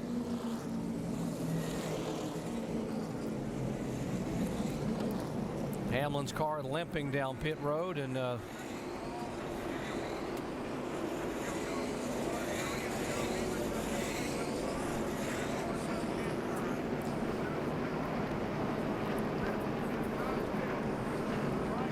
yeah, we're trying to figure out exactly what's going on here. We're showing, you see the 62 car is he's showing up second on the monitor. NASCAR is sorting out the scoring after the others had made pit stops. The 1 car, Mike Bliss, had not come on the pit road, so he is being definitely shown on the lead lap as the leader. And yeah, here's the problem though. It looks like he's the only car on the lead lap, Mike Bliss, and Brendan Gaughan being second, 1 lap down. That'll put him in the lucky dog spot. Now Bliss will come down for his stop under the caution to you, Shannon. Mike Bliss just a little bit loose at the start, and then the car goes tight. It was going to be a 2-tire change for this 1 car. They are now going to go with 4 tires, of course, because they have a little extra time. We're not under green flag conditions. But these guys right now very happy with this car, just making some changes, a little bit of changes for that number 1.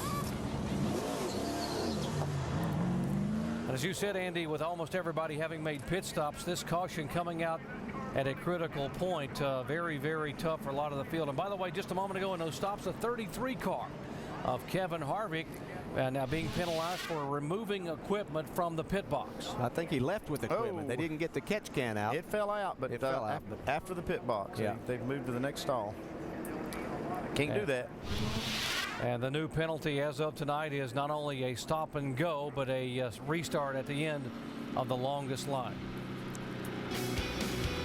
Under caution for the 4th time tonight here at Lowe's Motor Speedway. Less than 50 laps to go.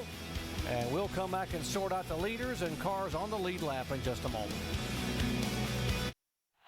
The Indianapolis 500, where tradition lives and speed is king. The 100-year-old Brickyard hosts 33 of the world's best drivers, including Elio Castroneves, Danica Patrick, and super team Scott Dixon and Dario Franchitti. But only one will taste victory. The Indianapolis 500, tomorrow. Coverage begins at noon Eastern on ABC. 45th consecutive year for coverage from Indianapolis on ABC, dating back to 1965. Well, here's a scenario of what's taking place here at Lowe's Motor Speedway. The 2 cars that are basically 1-2 are Mike Bliss and Brendan Gaughan. There will be other cars starting in front of them that are on the tail end of the lead lap. Yeah, those cars made pit stops, 1 and the 62. So that's going to put them behind these cars, which they had a lap on.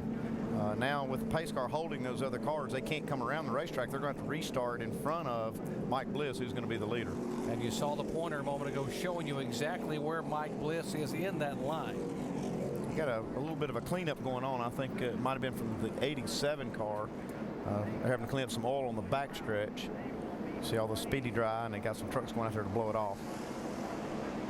Yeah, and these are laps that really, especially Kyle Busch and Brian Vickers, are looking at that they might need. There is the possibility their cars are fast enough, and with Mike Bliss going to be back in traffic, these guys get out and get going.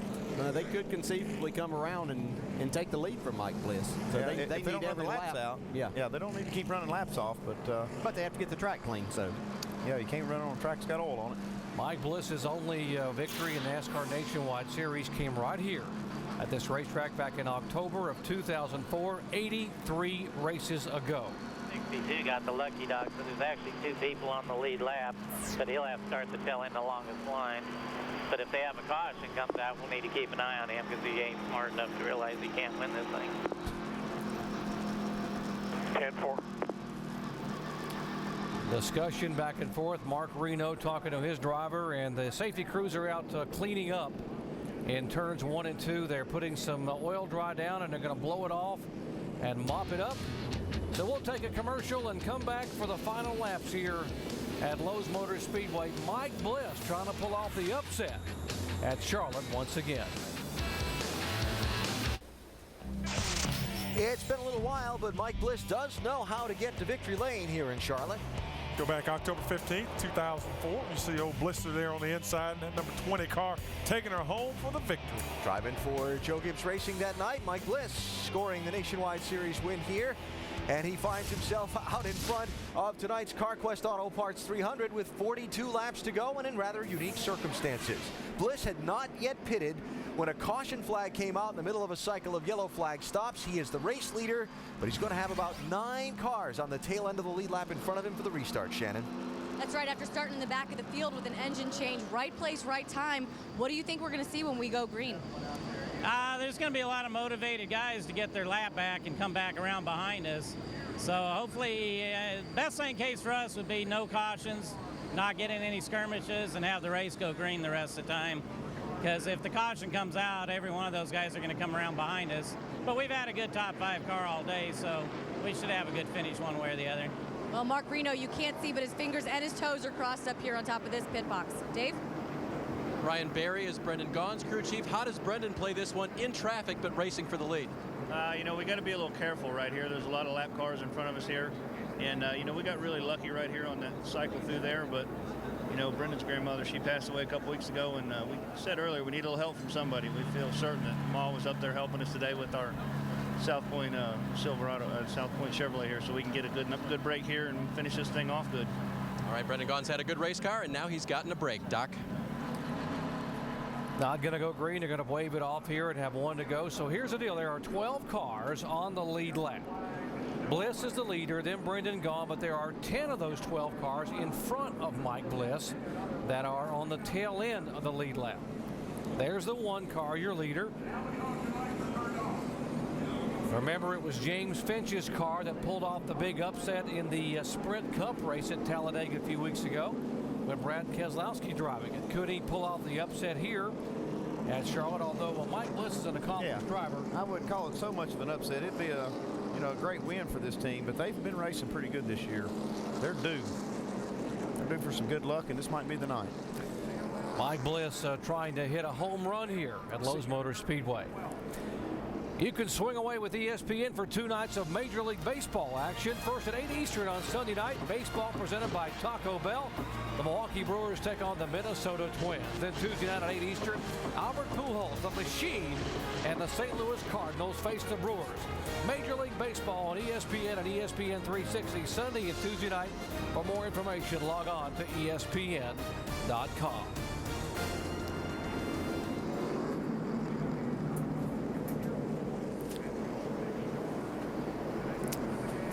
Still cleaning up there, NASCAR, making sure the track is nice and clean here for the final 40 laps of this one. So we may be able to dial up our in-race reporter, Justin Allgaier, and talk to the driver of the Penske Dodge. Justin Dale Jarrett, you have a copy? Hey, Justin, how about your race car? You're in kind of a hornet's nest there now, trying to stay on the lead lap here with the leader actually behind you. But how's your car been? We've kind of gone from both ends of the spectrum. We had a really loose race car to start these runs, and we're getting tight as the run goes on. So we're just trying to chase it. Chad and all the guys are doing a great job on the Verizon Wireless Dodge. We got to get ourselves back on the lead lap to contend with the spots we know we need. Hey, Justin, is there one part of the racetrack, bottom or middle or top, that your car seems to be a little better than another? Better on the top as the run goes on, but you just get so tight up there that you got to watch that wall. It'll jump out and bite you in a hurry. All right, buddy. Good luck. You're coming to the green. 4. We talked to Roger Penske in Indianapolis earlier tonight, where he's standing by with his driver, Helio Castroneves, on the pole. And it is the greatest spectacle in racing. It takes place tomorrow at the Indianapolis Motor Speedway. Watch 4 previous winners, Helio Castroneves, Dan Weldon, Scott Dixon, and Dario Franchitti compete against some of the rising stars, Danica Patrick, Marco Andretti, and Graham Rahal for the Borg Warner Trophy and that taste of milk in Victory Lane. The 93rd running of the Indianapolis 500 telecast presented by GoDaddy.com tomorrow at noon Eastern Time on ABC. Guys, you got a pick for Indy? I don't know. I think Briscoe's going to have a shot at it. Yeah, I'd say that's a good, solid choice there, but Dario Franchitti might have something to say about that. I think Scott Dixon could be the next guy to win 2 in a row up there. Last guy to do it was Castroneves. Getting set for the restart there is Kyle Busch. He is on the tail end of the lead lap. Mike Bliss is the leader back there, the 12th car in line. Yes. Here we go. Scott Wimmer down on the 40 car down on the inside. He's 2 laps down, but he wouldn't let some of these guys go up there, and could make things kind of interesting here.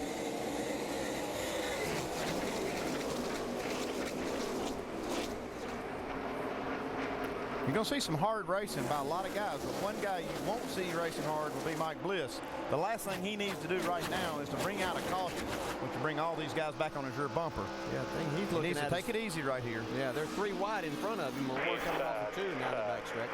Still there. He can't do anything about those guys. No. Just like they said, they have a good race car, so he really just has to get himself in a good, clear spot and hope that this thing goes green.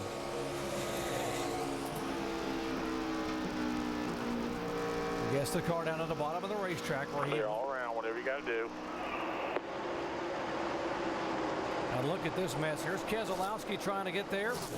Leffler is there. And Bliss getting all the way down to the yellow to the white line and moving on the inside of the 5 car. Outside. Yeah. Got Greg Biffle in that 16 car pushing Dale Earnhardt Jr. into the corner here, and they've got a bunch of lap cars they've got to work around. So far, Mike Bliss doing everything that he needs to. Just sitting there kind of riding.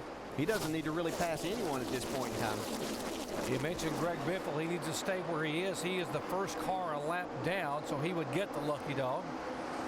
He's back on the tail end of the lead lap like a lot of other cars now. See, they've worked on that fender on Greg Biffle's car. And here comes a 62 car for the lead. Brendan Gaughan. And Brendan Gaughan will go by or try to go by on the high side. A couple of Chevys, and now here goes Bliss powering back by on the bottom of the racetrack. I think Bliss was just being a little too careful there, trying not to get, just as you said, Andy, but all of a sudden, got a wake-up call right there when he saw that 62 car jump on the outside. Yeah, but it's going to be hard to take the lead back on the inside. We've seen how hard that is to make that pass. Side by side as they come to the line. Brendan Gaughan's got it. So a rookie driver here leading at Lowe's Motor Speedway. The only rookie ever to win the spring race here was Kyle Busch back in 2004. Let's update Brendan Gaughan. Dave. Brendan told us before this race started they were trying something new on this race car. Crew Chief Brian Berry told me today that we wanted to take our chance now before the long summer run. Make this car right, reconfigure the body to our liking for this long summer run. They took a chance. It's paid off. They got some luck. Now they've got the lead.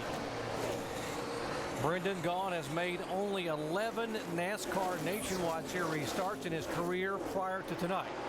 12th in the point standings. His best finish is 7th at Las Vegas and Phoenix, and now trying to hold on to the lead here with 34 laps to go. I'm telling you, boys, we got a race for the lead right here in the middle of the pack. These guys are racing hard. Yeah, Bliss got him. I think Bliss's car is just taking a minute to come in, a few laps. You can see him. I think we'll probably see it again as he goes into turn 1. Throwing up a lot of sparks with that lower air pressure. Yeah, you see a lot of sparks, and kind of got to wait for those air pressures to come up before you can really drive the car down in the corner hard. It looks like his car gets a little better with each lap that he puts on it, though. Now, Justin Allgaier has moved into that lucky dog spot behind these two guys. You can see him in the 12 car. Now he's working underneath Brendan Gaughan.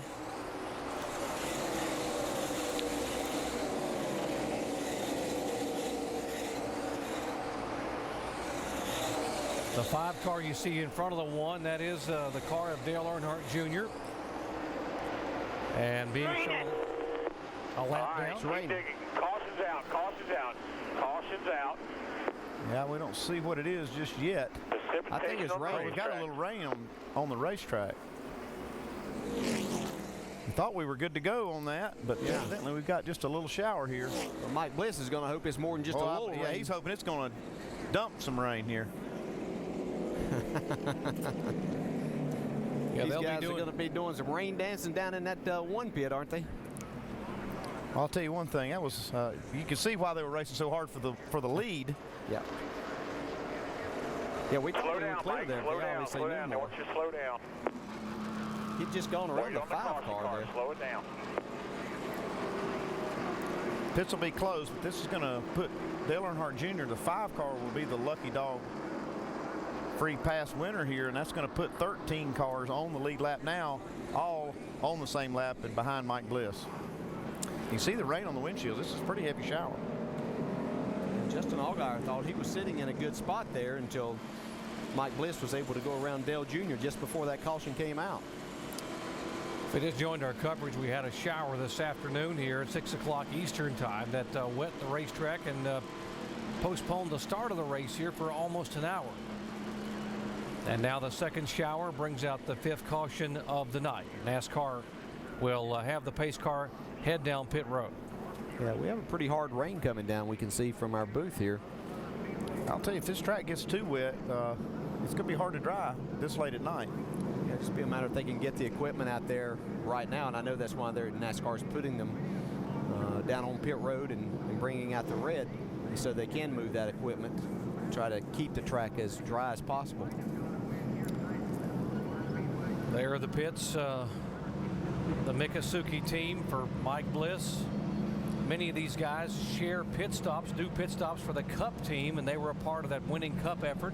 Yeah, I don't think James Finch has even finished partying from Talladega, but he might have to get ready for another one. Let's check in with a couple other crew chiefs down in the 32 pits, Mike. And Doc, one team that certainly did not want to see the rain come out was the 32 team. Brian Vickers running 4th right now. Trent Owens, your thoughts? It appears you would need this thing to go back to green, obviously, to have a shot at winning. If it does go back to green, can you get by those cars in front of you?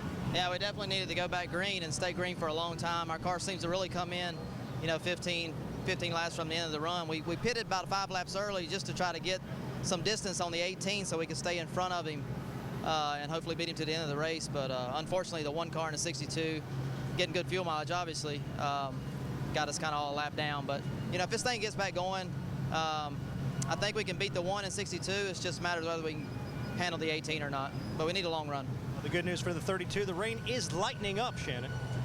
Yep, down here with Mark Reno on top of this 1 pit box, guys. So what's the emotion like right now? What are you guys going through up here? We're just praying for rain to stay now, because now that allowed everybody to come back around and get on the lead lap with us. So that's probably our options, is hoping that does, and if not, we'll just finish the best we can. We saw the 62 get past you guys. You came over the radio and reminded Mike that was 2nd place. Do you think with all the confusion he might not have known that 62 was right behind him? Well, I think he thought for himself that he could ride this thing out, but they aren't going to give you a race no matter what, and Brandon did exactly what he should have done. He gassed her up, and if he had been in the lead when the rain came, that might have been an error for sure. But we'll just You know, I hate to finish under the rain delays, but this time I take it. Like I said, fingers crossed up here on top of this one pit box. Dave? And Shannon, right now, Kyle Busch and other drivers exiting their race cars. Crew Chief Jason Ratcliffe standing by right here. We need the rain to go away, don't we? I would like to see it go away. Either that or I would have liked to seen it about 30 laps ago. It never rains when I need it to rain, you notice that? But NOS Energy Drink Car's been good. Kyle's done an awesome job coming from the back. This crew's done a nice job tonight adjusting on it. Yeah, we would like to see it quit. Hopefully it'll lighten up here and then get the jet dryers out and dry it, and we can get the next 30 laps in. All right, they were very good on that run as well. Dakar very fast. They just needed luck to turn back their way. Kyle Busch had led 3 times for 98 laps prior to what happened here with the exchange of pit stops. Let's listen in to his radio. If that ain't bad luck, I don't know what is. 3, 5, 10, 15 weeks in a row. Bad luck for Kyle Busch. Remember what happened the last time we were running a NASCAR Nationwide Series race. He had led 143 laps at Darlington and cut a tire with 2 laps to go when the caution came out and the green-white checkered. Ended up finishing in 16th position. So you talk about being under a cloud. Literally here tonight, Kyle Busch has been under one. Yeah, they're just hoping that this is a brief rain shower, and right now it doesn't look like it's raining too hard. See the guys standing by. Nobody's bringing out car covers. And I'm not sure Mike Bliss, I think Reno may be underestimating, you know, having the lead here and having a buffer on the 18 car. They might still be able to pull this thing off. And it's going to be tough. I know Kyle Busch is going to be on a mission, but hey, I wouldn't give it to him. No, absolutely not. He's had a really good car all night long.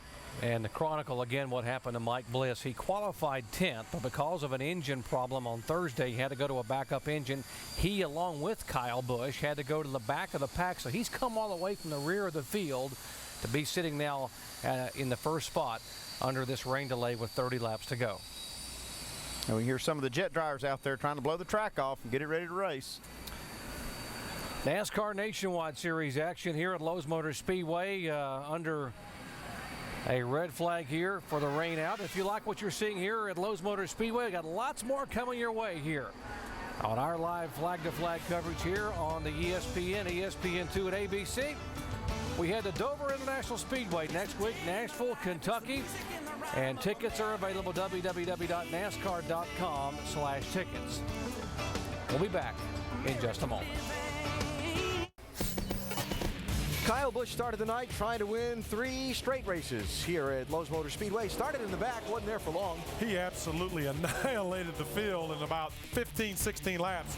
17 laps, he had passed 28 race cars just as on a rope in this race car. Very fast, very strong, been quick all night long, and is a threat to win still. And that was him taking the lead at lap 40. And we didn't even go green at the start of the race. The green didn't wave until we were lap 7 in. Then after most of a series of green flag pit stops had happened, Kevin Hamlin in the 81 car hit the wall, bringing out the caution, leaving 1 car on the lead lap. That was Mike Bliss, the race leader. So all these other guys in front of that 1 car on this restart were tail end of the lead lap, hoping for a caution to come around and catch him. Problem for them was the caution was for rain.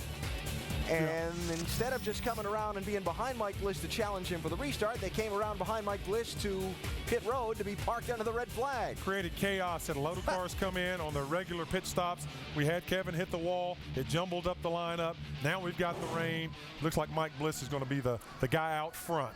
So we'll see whether the rain is enough to force NASCAR to pull the plug on this race, or if they get it going again. But again, the track drying equipment's already back out. They would like to run the final 30 laps of this race, and that'll put Kyle Busch right up behind Brendan Gaughan and Mike Bliss.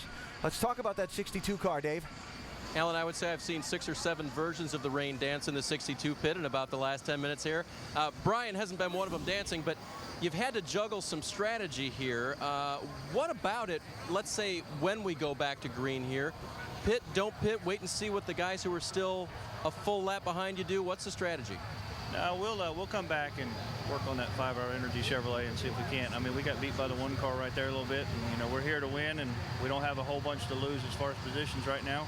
So we'll come back and take another shot at it. It'll give us one more chance to try to finish this thing off a little better. Based on what he did in practice and what you know about this race car now, you think you can improve it? Oh, yeah. We're going to work on the tires a little bit here and a couple more little adjustments just to free it up right through the middle. We'll be all right. All right, and then Brendan will get a chance to drive it. Mike?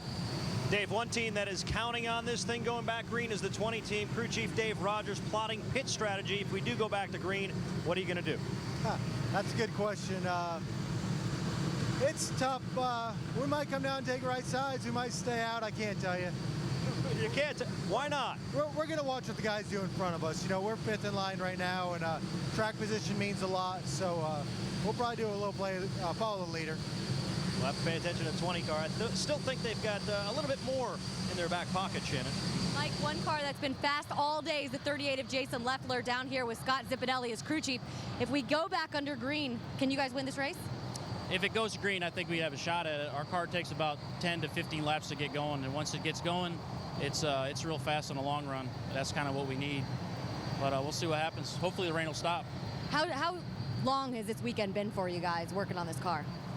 It's been long. Practice was really long. The Great Clips Toyota, we unloaded it. It was kind of iffy. We struggled in practice, and we found some stuff the last 20 minutes, and it really brought it alive. So hopefully we'll get this deal in for Braun Racing and Great Clips and have a good finish. All right, well, good luck to you guys tonight. Guys?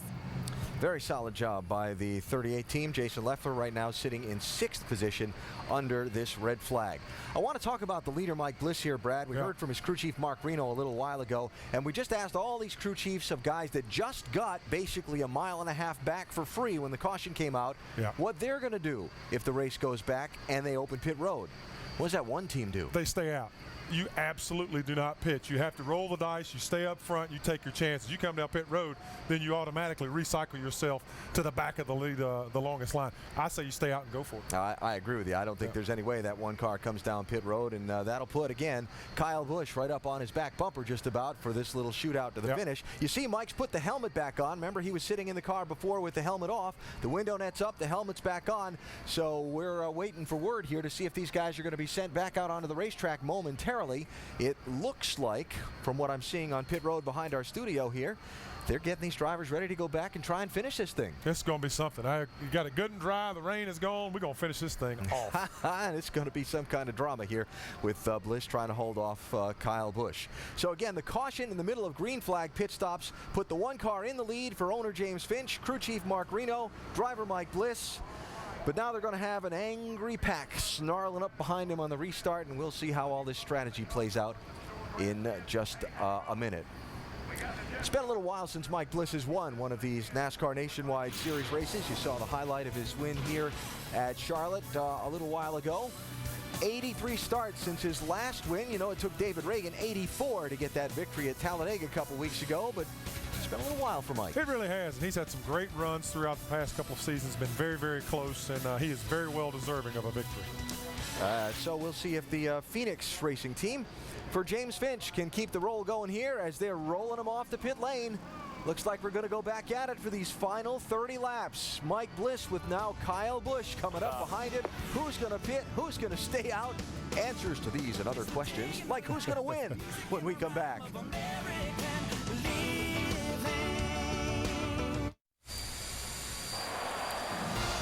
Swing away with ESPN for 2 nights of Major League Baseball action. First at 8 o'clock Eastern on Sunday Night Baseball presented by Taco Bell. The Milwaukee Brewers take on the Minnesota Twins.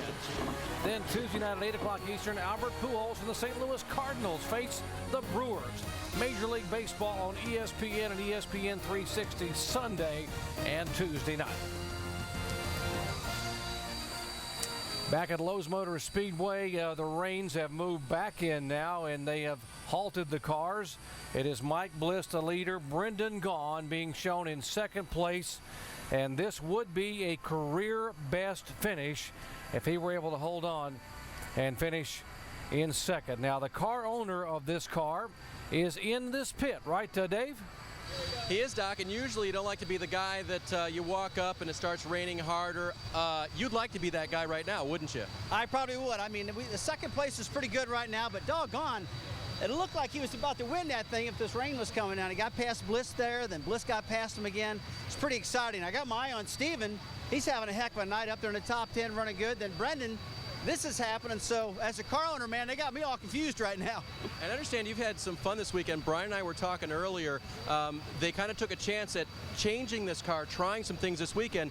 And it wasn't just things maybe that they thought of. You had some time with this car. Were you having some ideas with it? Well, I was talking to him a lot about left front geometry on this car from what I've seen with a lot of other cars. But you know what? I don't know if I would have had the nerve to try it here, but Brian did it, and I commend him for it. I thought he did a great job. And the team's doing really good right now. They've really changed their pit crews up. The teams, both of them look strong. The U.S. Fidelis car, the 5-hour energy car with Brendan's looking real strong. So as an owner, I can see this team getting better and better every week. And what about Brendan up on the wheel for you to try out that setup as well? And he's run that high line look pretty good. Well, he likes that high line. He's always running that high line. Ever since I've met Brendan, he feels comfortable up there. And I really like the job he's doing, or else we wouldn't have hired him. I thought he's got a big right foot. He's a good interviewer. He's good with the sponsors, and he does know how to drive that car.